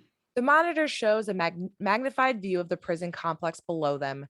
The prisoners have taken the quad and are exchanging fire with the guards in the watchtower. It's an ugly, bloody mess. I know he's a total bug fuck, but he saved my life a half a dozen times. Interior cell night, sirens blaring everywhere. Rorschach sits on his bunk, his legs drawn up before him, his eyes darting swiftly around the cell. Interior maximum security block night, smoke and confusion, escaped convicts racing to and fro, past sprawled unconscious guards.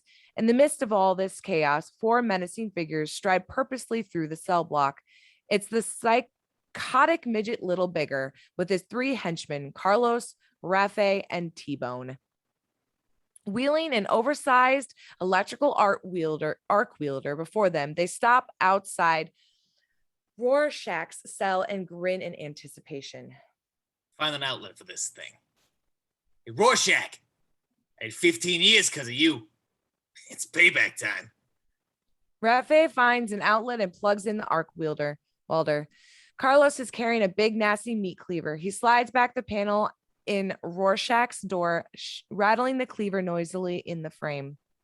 See this, Runt? We're going to take your puny little balls off and pickle him. I think he just wet his pants.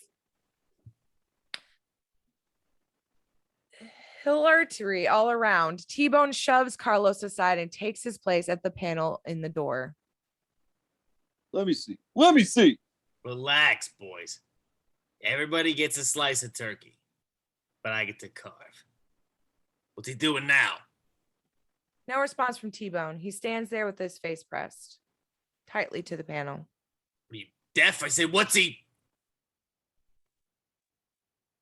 He gives T-Bone a nudge. T-Bone's legs buckle and he topples over backwards, landing flat as a board on the floor. A soup spoon quivers ion in the air. Its sharpened handle buried deep in the eye socket. Oh, Jesus! Son of a bitch! We're coming, Rorschach. We're gonna peel you like a grape. Light the torch. Rafe ignites the arc wielder and the boys go to work on the lock of the Rorschach's cage. Interior cell that moment, Rorschach waiting patiently on his bunk. The metal lock on the inside of the cell door is beginning to glow a dull red. Cut to interior owl ship that moment night. Dreiberg hands Laurie what looks like a pair of electronic earmuffs. Dreiberg. Okay, I'm turning on the screamers. We'll have to hit the roof running. He throws a switch in the control panel. Exterior prison complex a moment later night. Windows shatter on the ground towers as the wailing ultrasonic screech splits the air. On the roof of the complex, paralyzed guards drop their weapons. Escaped prisoners clutch at the burst eardrums as Owlship descends and gently touches down.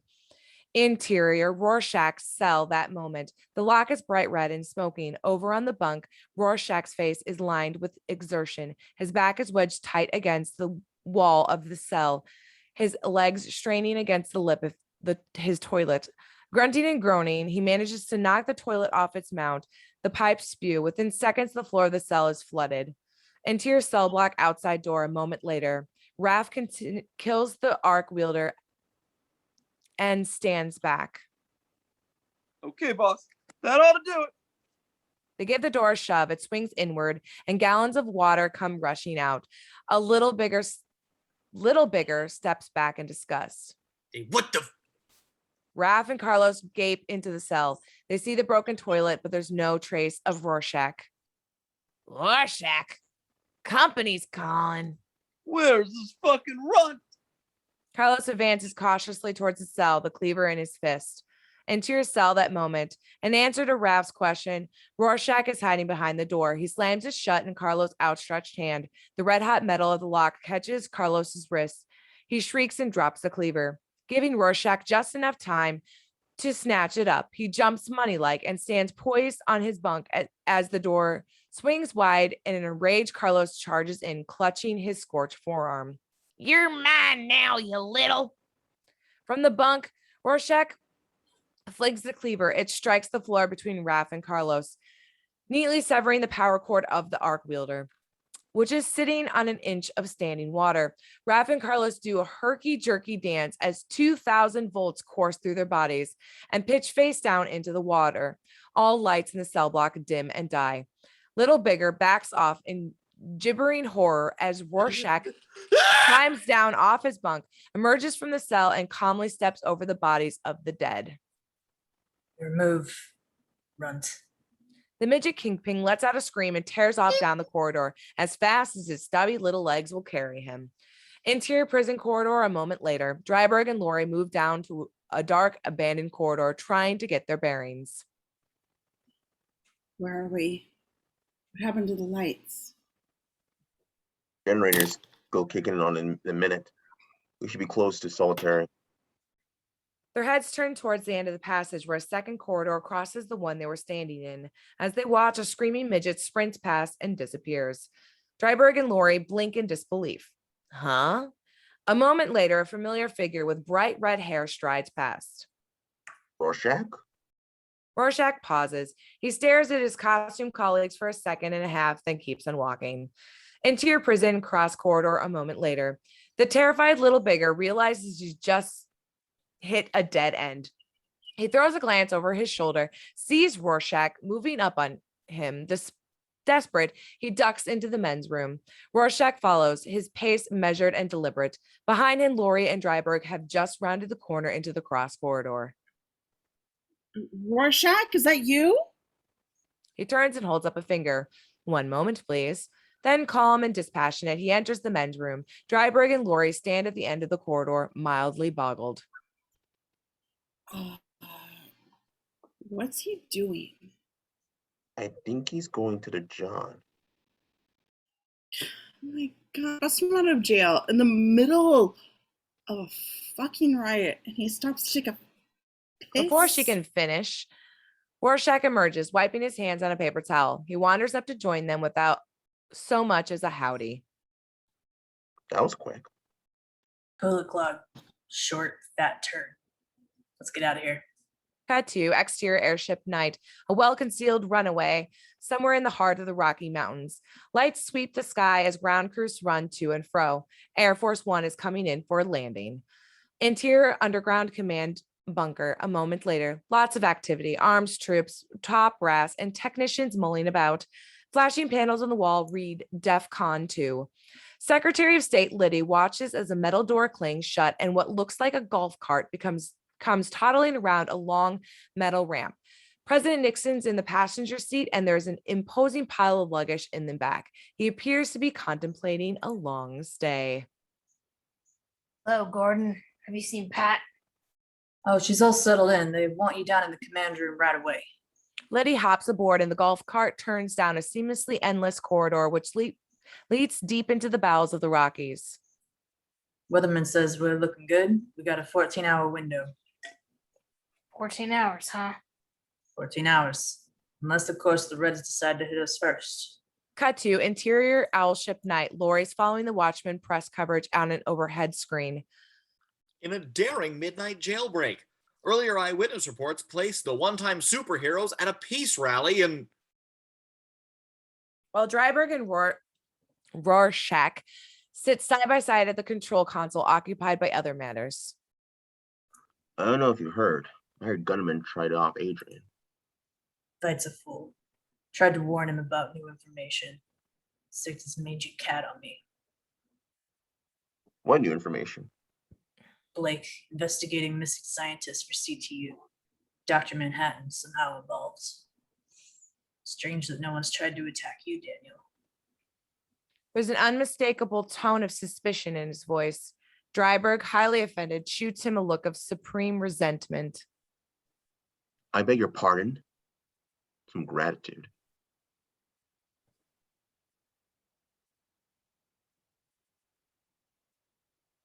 You two lovebirds keep it down. Still grumbling at each other, Dreiberg and Rorschach glance up at the monitor Laurie's watching. The face of Adrian Veidt fills the screen. The man behind the Watchmen, high-tech wizard Adrian Veidt, was unavailable for comment. A spokesman claimed he had left for the Antarctic to study a mysterious hole in the ozone layer. Ozone layer. Christ. Couldn't you just admit that he's scared? Cut to exterior Antarctica night. The last rays of sunlight bleed towards endless frozen plains of pristine white. A private aircraft descends towards an incongruous strip of black, part of a massive complex of buildings centered around what looks like a nuclear power plant. In fact, it is one. This is Karnak, Veidt's Antarctic retreat. Interior Karnak night. The entry hall is vast and lavish, appointed in the same Egyptian style as his urban pyramid, but on a grander scale. A fur-clad figure enters in a flurry of snow, followed by a genetically altered lynx on the end of a leash. 4 Asian lackeys appear to greet him. One of them takes his parka. A second serves him hot coffee from a silver tray. A third takes the leash and brushes snow from the back of the lynx. Number 4 is in charge of protocol.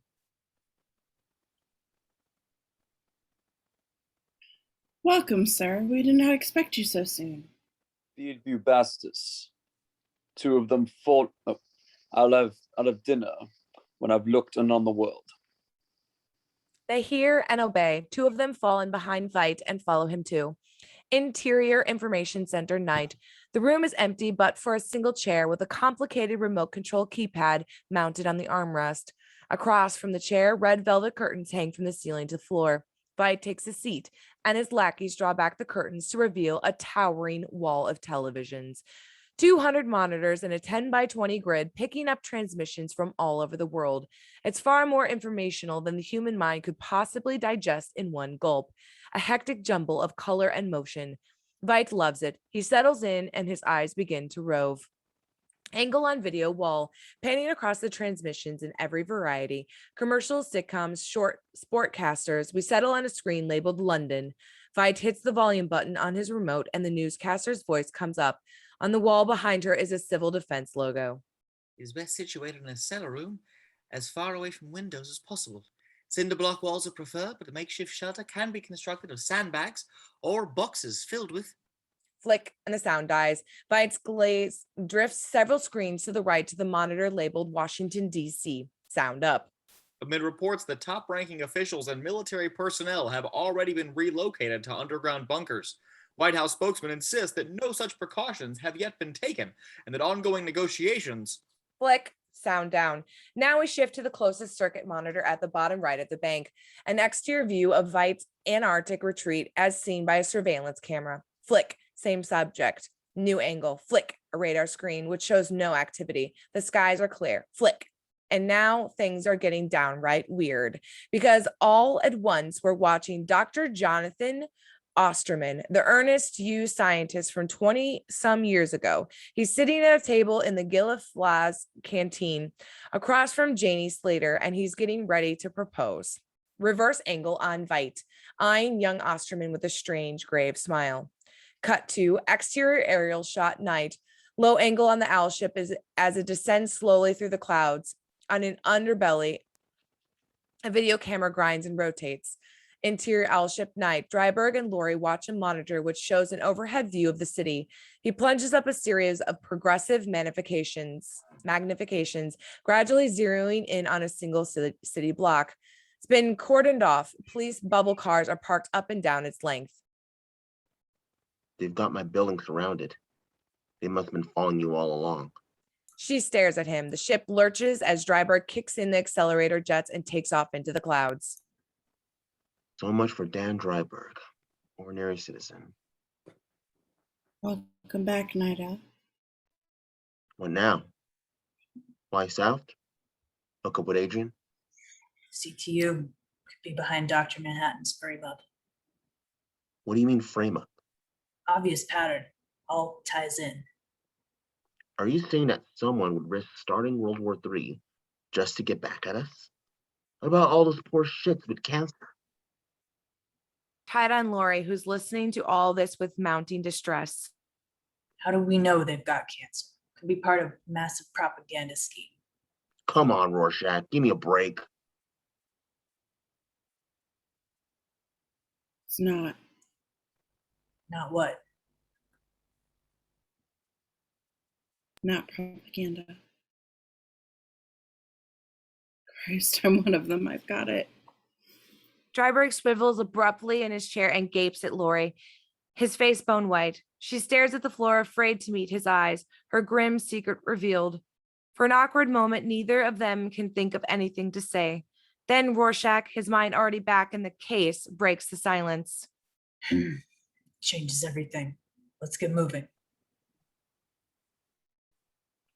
Exterior waterfront warehouse night. Rorschach is crouched beside the exterior wall of the warehouse. He pries off a couple of loose slats and digs around, swatting angrily at a rat which scampers out of the hole. The owl ship hovers above. Interior owl ship that moment. Dreiberg, disconsolate, holds Laurie gently by the shoulders. I should have told you. I'm sorry. I just wanted things between us to be happy. It doesn't change a thing, Laurie. I love you. He tries to pull her close, but she turns away, her eyes welling up with tears.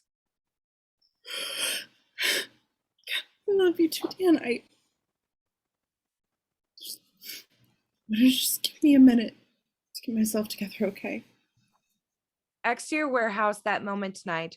A distraught Dreiberg descends the rope ladder from the owl ship.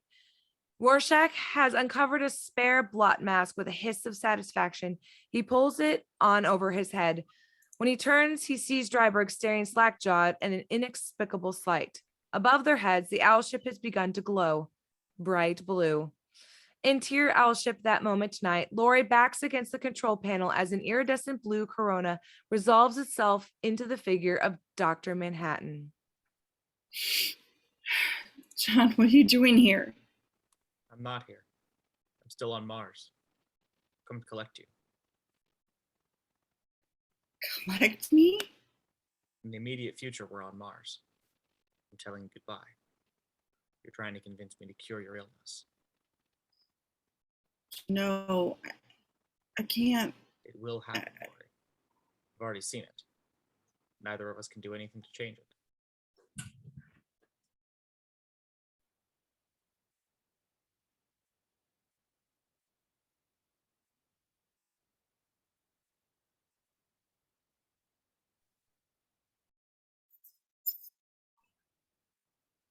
Dreiberg's frantically climbing the ladder. He pokes his head inside the cockpit just in time to see Laurie reaching out for Dr. Manhattan's hand.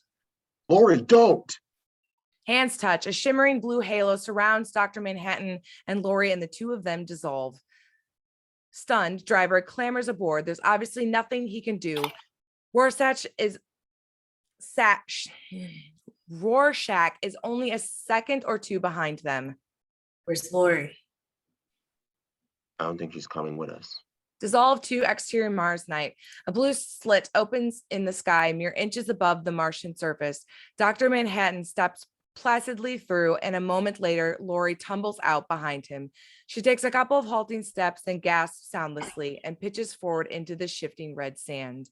Dr. Manhattan's gone several paces before he realizes there's a problem.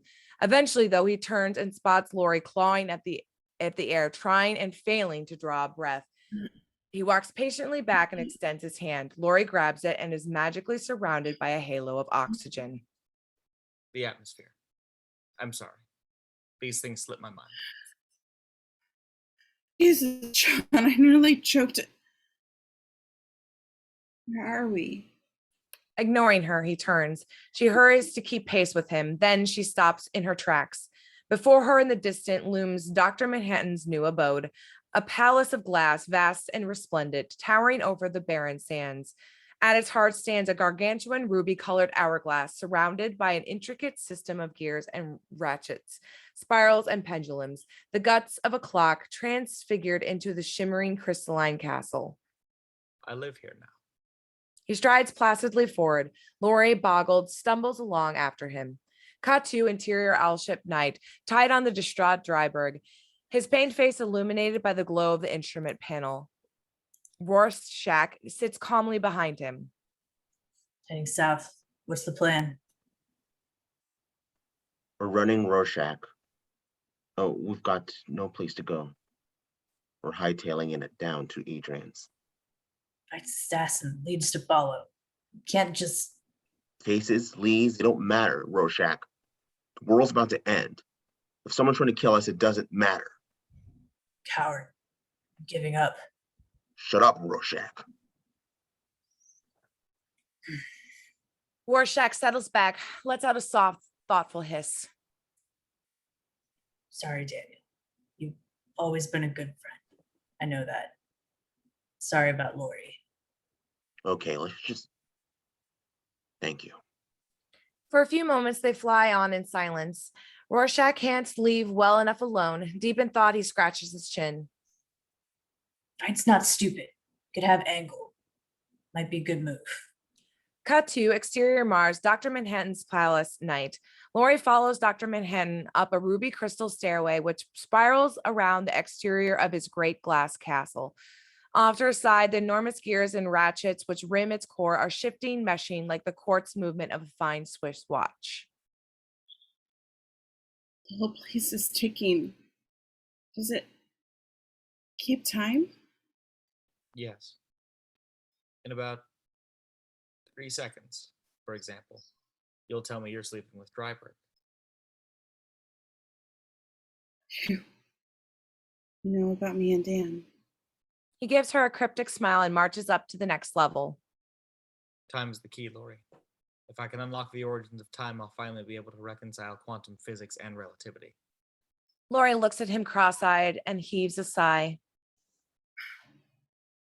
John, does anybody know what the hell you're talking about? It's just an ordinary guy, but he talks to me. When he looks at me, he is seeing something more than just a collection of atoms.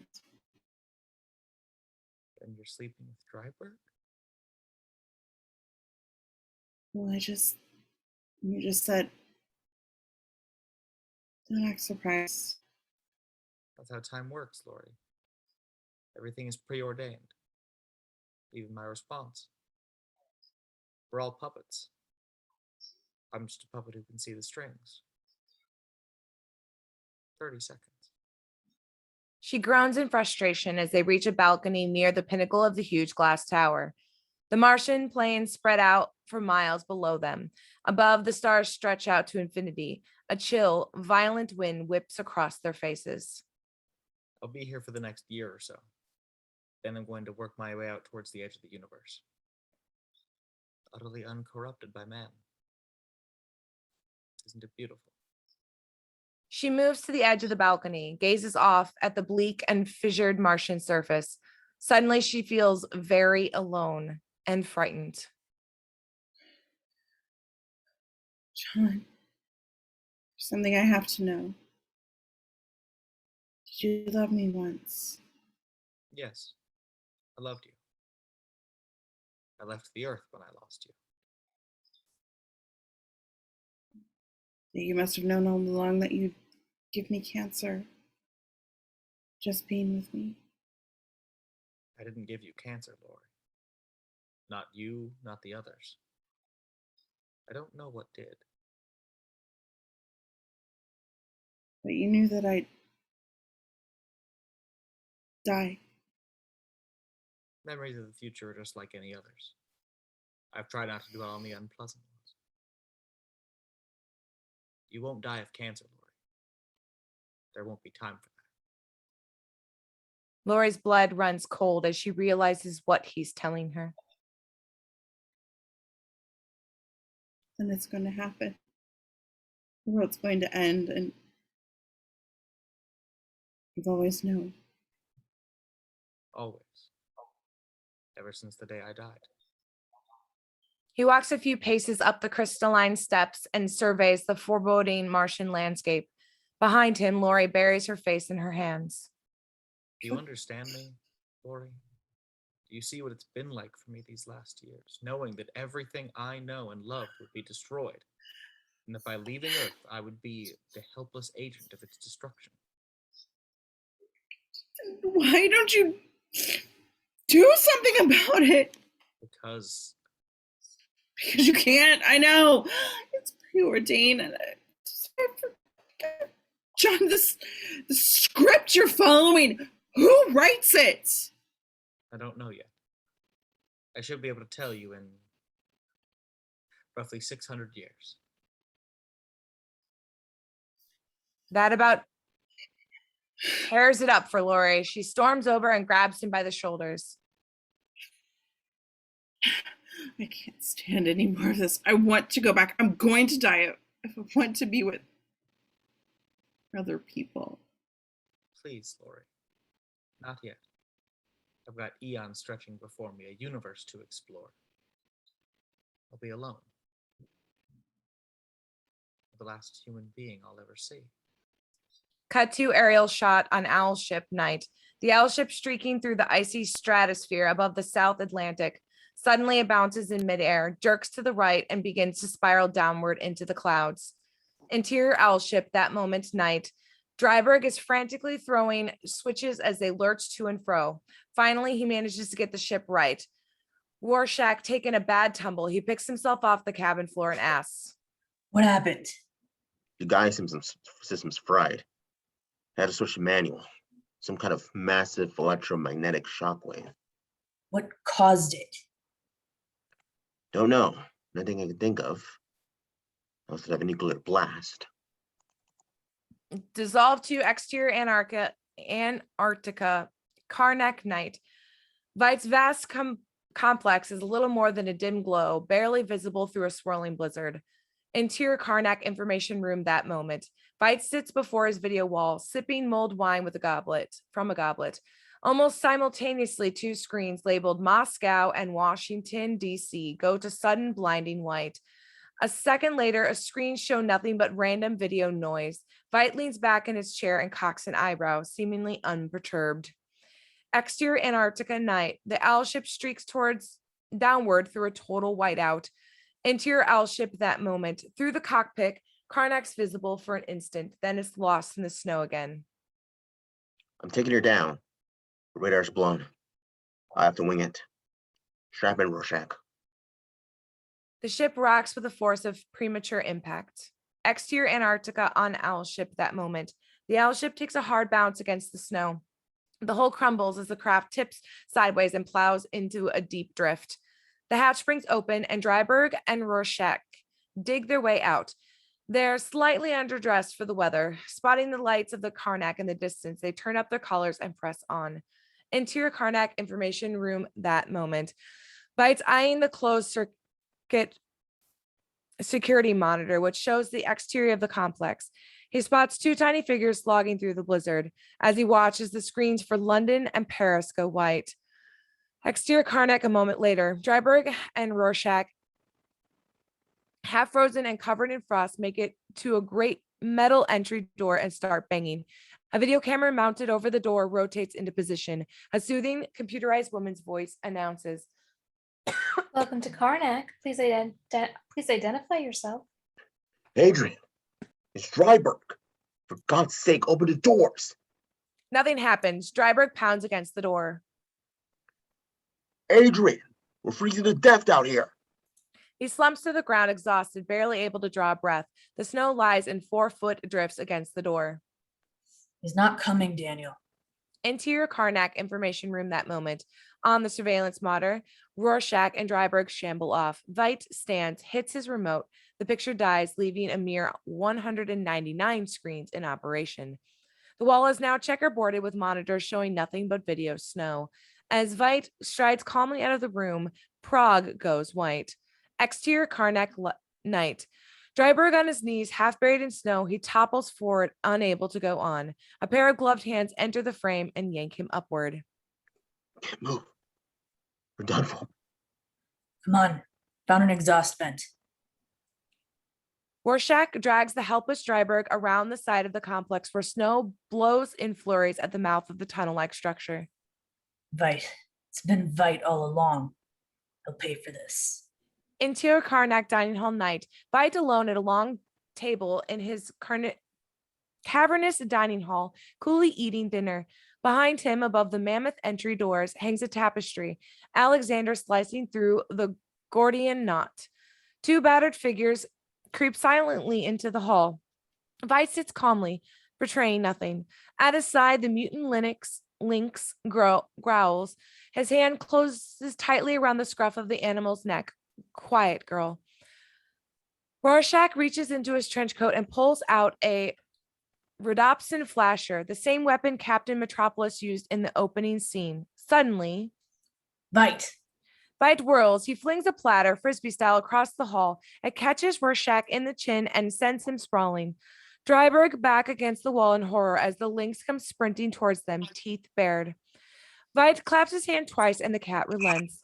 He reaches for a futuristic stun gun, which has been lying on the table all along, part of the place setting, and advances of his old colleagues. Adrian, what are you doing? Why won't you let us in? He's the one. He's been the one all along, stalking us.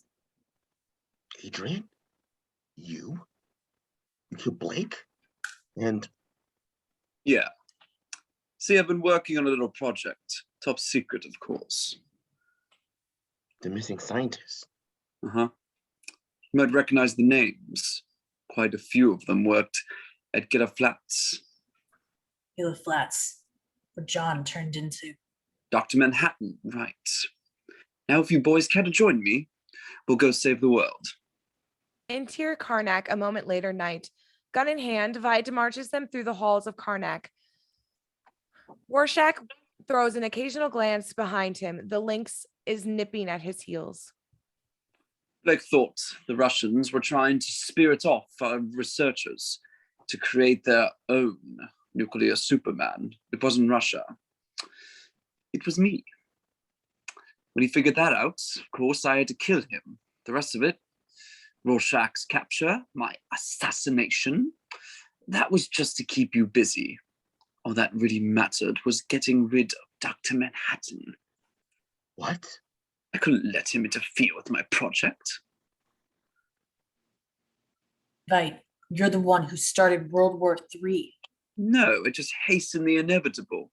He's been ready to blow for years. I knew all it would take was a little push. So I gave his friends and associates cancer. Laurie? You're responsible for... Veidt reaches into his pocket for his gold cigarette case. He pulls out a smoke and strikes it against the box. One thing I've learned about cancer, it's much easier to generate than it is to cure. Dreiberg, enraged, charges at him. The lynx roars. Veidt swings the stun gun across Dreiberg's face, knocking him to the floor, and levels the futuristic weapon directly at his head. Let's get something straight. If you try that again, I'll kill you without a moment's thought. They've reached the entrance of Veidt's information room. 200 screens blink and flicker as he waves the gun, gesturing them inside. Call off the cat and I'll kill you, Veidt. Before you do that, you might want to look at what I've been looking at. Interior information room. A moment later, Veidt points them over to the monitor at the bottom right-hand corner. On screen, the young John Osterman sits in a lab at Gila Flats, reassembling a watch. What is this? Looks like John. It is John. 24 years ago, before he turned into Dr. Manhattan. Good Lord. How'd you get it on tape? It's not on tape. It's live. Watching it happen. Cut to exterior Mars, Dr. Manhattan's palace night. Dr. Manhattan peers off the edge of the balcony while behind him, Laurie dines at a sumptuously appointed table. She feels as if she's hit the jackpot in some freakish contest. Win a dream date on Mars. I almost envy you, Laurie. In my present form, I can't die. It's a mystery I'd like to penetrate. John, I do not want to hear it. I'm sorry. Look, there's a gas storm in the Ballet Ministères. God, I'm no more than a bug on a window tube. You're the only human being I care for. Then do me a favor. If the world's going to end, it shouldn't matter a bit. I want you to cure me. I won't do that. You have the power to do it. Want you to do it. Please. I explained this. I can't.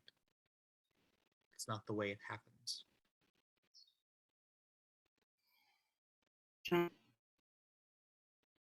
if you ever loved me, if there's anything human left in you, then do it. Eyes wild, she grabs his great blue hand and thrusts it into her chest where it disappears up to the wrist. Her fingers tighten around his forearm. Their gazes lock. Dr. Manhattan shuts his eyes and grimaces as if he's got to make the hardest decision of his life. And then a brilliant blue aurora engulfs them both. It spreads and grows in intensity, suffusing the sky, finally blotting out the vast Martian landscape altogether. With a sudden pop, the aurora begins to die. For a split second, we see the figures of Laurie and Dr. Manhattan suspended against a great white void. The colors begin to appear. The crystal castle and the Martian desert gradually materialize around them. The two of them stumble back from each other and stand there like statues awestruck. Neither of them seem quite sure what's happened. What? Am I Cured. Yes. Utterly spent, he staggers to the edge of the balcony, grabs a handrail for support. He looks like a man who just had a heart attack. John, what is it? What's the matter? When he looks up at her, he's desolate, his face filled with dread. Something incomprehensible has happened. It's all gone blank on me. I can't remember the future. Slowly, very slowly, she draws near and puts her arms around him. John, let's go back to Earth. Cut to interior Karnak lab area night. Veidt, Dreiberg, Rorschach enter the lab space, which puts the IF room at Gila Flats to shame. In the midst of the massive whirling machinery sits a glowing blue dome, a bubble of pure energy. Inside its shimmery contours is a little corner of Gila Flats. John Osterman tightens a screw and sets the movement of Janie's watch into a brass housing, totally oblivious to the strange trio watching him from 24 years in the future. Gentlemen, the past, unfolding before your eyes, stand back from the field. It'll blow you to bits. What is it? How does it work? It's a tachyon chamber. It generates subatomic particles which flow backward in time. The other worlds, Daniel, other timelines, existing parallel to our own. Adrian, you've lost it. I've seen them. I've seen them in there. And some of them, only a few, the human race survives. And it survives because Dr. Manhattan never existed. He draws closer to the tachyon bubble. Off to one side is the camera which feeds the monitor in the video room, and besides it, mounted on a tripod, is a high-powered telescopic rifle. The creation of Dr. Manhattan was a flashpoint in history. He threw the world's balance of power totally out of whack, and his absence for even a week virtually guaranteed a catastrophic war. Do you understand now? Do you see what I'm going to do? I'm going to change the past. Exterior outer space that moment, Dr. Manhattan and Laurie materialize in orbit around the Earth, enveloped in a bubble of oxygen. Far below, the nuclear birds are already aloft. Tiny pinpricks of light flash over New York and San Francisco. We're too late. It's very strange. Time's flowing backwards. John, what? The South Pole. Time's flowing backwards. Interior Karnak lab that moment. Inside the tachyon chamber, John Osterman fits the glass crystal back into place on Janie's watch. Veidt looks in fascination. At first, we could only watch the past. Now, we can reach out and touch it. He steps over to the rifle, peers through the telescopic sight. It ate up enough megawatts to light the eastern seaboard for a year and a half. But last week, I managed to open a dime-sized hole for almost 3 seconds. In a minute, I'll do it again. And if my aim is true, I'll put a bullet through John Osterman's heart. Dr. Manhattan will never be born. Dreiberg and Rorschach trade looks of disbelief. They call me a fucking nut. Adrian, it's too late. The world's blowing up as we stand here. Don't be obtuse, Daniel. If I kill John in the past, none of this will happen. We won't even be here, will we? What if you're wrong? I'm not. What if you're wrong? Then I've been a very bad boy and you'll have to spank me, Christ! I am doing what I have to do to save the godforsaken human race. Exterior Antarctica that moment night. A pocket of blue haze materializes in the snow-swept skies above Karnak. Inside it, Laurie and Dr. Manhattan. That's it. That's the source of the time disturbance. John, where are we? Veidt's complex. Interior Karnak lab that moment. 24 years ago, John Osterman is packing his jeweler's tools, folding a swatch of black velvet, and the President Veidt is raving. Your problem, Dan, is a lack of vision. You spent all those years chasing after muggers and drug dealers and jaywalkers.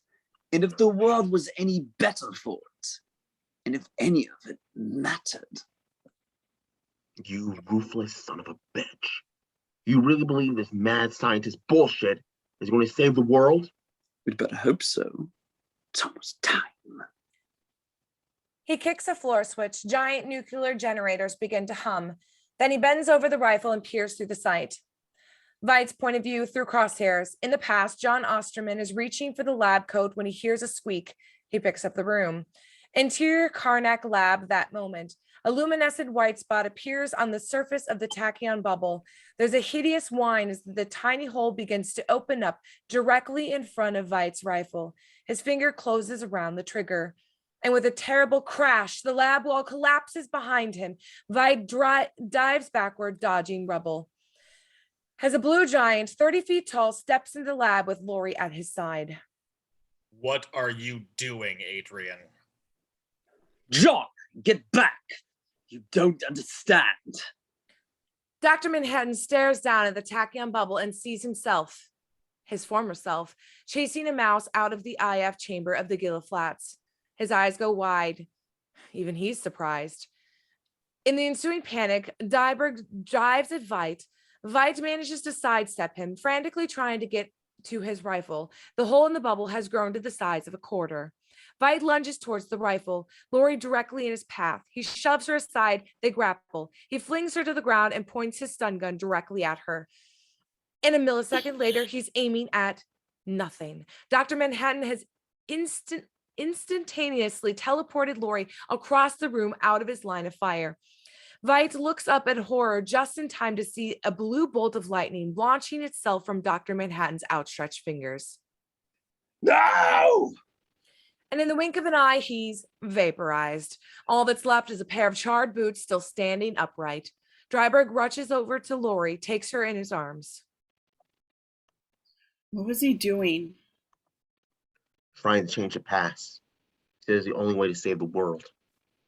Dr. Manhattan stares at the tachyon bubble, mesmerized.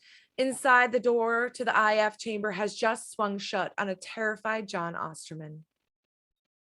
He was right. Rorschach, Laurie, and Dreiberg stare up at the blue behemoth in puzzlement.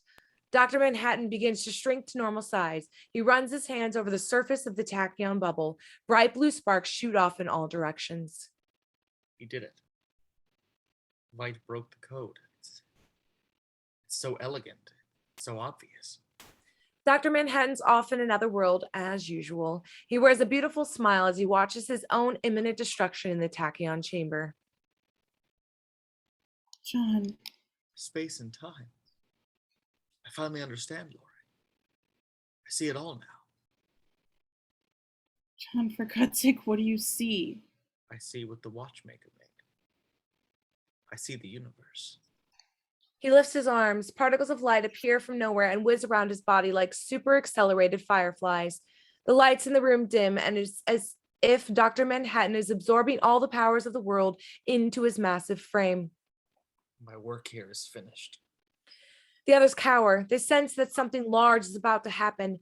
In the past, John Osterman is pounding on the glass of the test chamber. In the present, Dr. Manhattan reaches out to touch the tiny hole in time. He does, and in a blaze of blinding blue light, the tiny rift expands into a shimmering fissure. Dr. Manhattan peels back its edges and steps through into the past. Interior test chamber that moment. John Osterman turns away from the observation panel. To his utter bewilderment, a huge blue figure, surrounded by sparks and smiling gloriously, has materialized in the chamber behind him. Don't be afraid, John. I'll be here with you. A second before the particle cannons to kick in, Dr. Manhattan steps forward and fuses with John, their bodies becoming one. For a moment, John is still visible, with Dr. Manhattan's frame surrounding him like a translucent shield of pure energy. Then Dr. Manhattan coalesces into a solid, protective husk around him. As the chamber begins to glow, a network of hairline cracks spread across the shell of his body. Blue light spills through the seams. He spreads his hands, not in pain, but in triumph. And with a blinding flash, Dr. Manhattan explodes outward, a million fragments merging with nothingness. To expose a dumbstruck John Osterman in its place, the blue light dims and the chamber reverts to normal. Miraculously, he's alive, astonished, but perfectly intact. Interior Gillett Flats test lab a moments later. The time-locked door pops open and John staggers out into the midst of awed colleagues who've seen everything through the observation panel.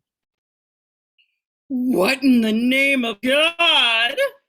The scientists advance cautiously towards the chamber. Janie, sobbing, rushes forward and throws her arms around the dazed John. As she clings to him, her face pressed tightly against his chest, he looks down at his hand, his fist still closed around. Your watch. Janie, I fixed your watch. Look. The scientist is staring wide-eyed at the rear wall of the chamber, which isn't there. Instead, there's a rippling irregular rupture, a pulsating hole in time, and visible beyond it are three odd-looking, very frightened figures, Dreiberg, Laurie, and Rorschach. Reverse angle, Veidt's lab, the present. Dreiberg, Laurie, and Rorschach stare through the rupture at the astounded scientists. What happened? He saved himself. He changed the past. Where did he go? Before Dreiberg could suggest an answer, the cleft in time began to throb and shimmer, slowly sealing itself off before their eyes. For a moment, everything is back to normal. And then, to their mounting horror, the room that they're in begins to dissolve around them, fading away into a blank white void. A sudden percussive pop. The white void seems to shrivel around them, collapsing into a protective bubble of force as they plunge into exterior vortex effect. Dreiberg, Laurie, and Rorschach spinning and tumbling through an other dimensional funhouse of sound and color. If space and time could be compressed into a single extravagant ticket joyride, this would be it. Their bodies contract and distend, warp and elongate. Their tortured mouths emit soundless shrieks, and then, before they know it, they find themselves deposited exterior New York Street night, smack in the middle of a busy intersection. The three of them materialize from nowhere. A southbound van swerves to avoid them, slamming into a row of parked cars, and a northbound taxi cab does the same, knocking over a fire hydrant.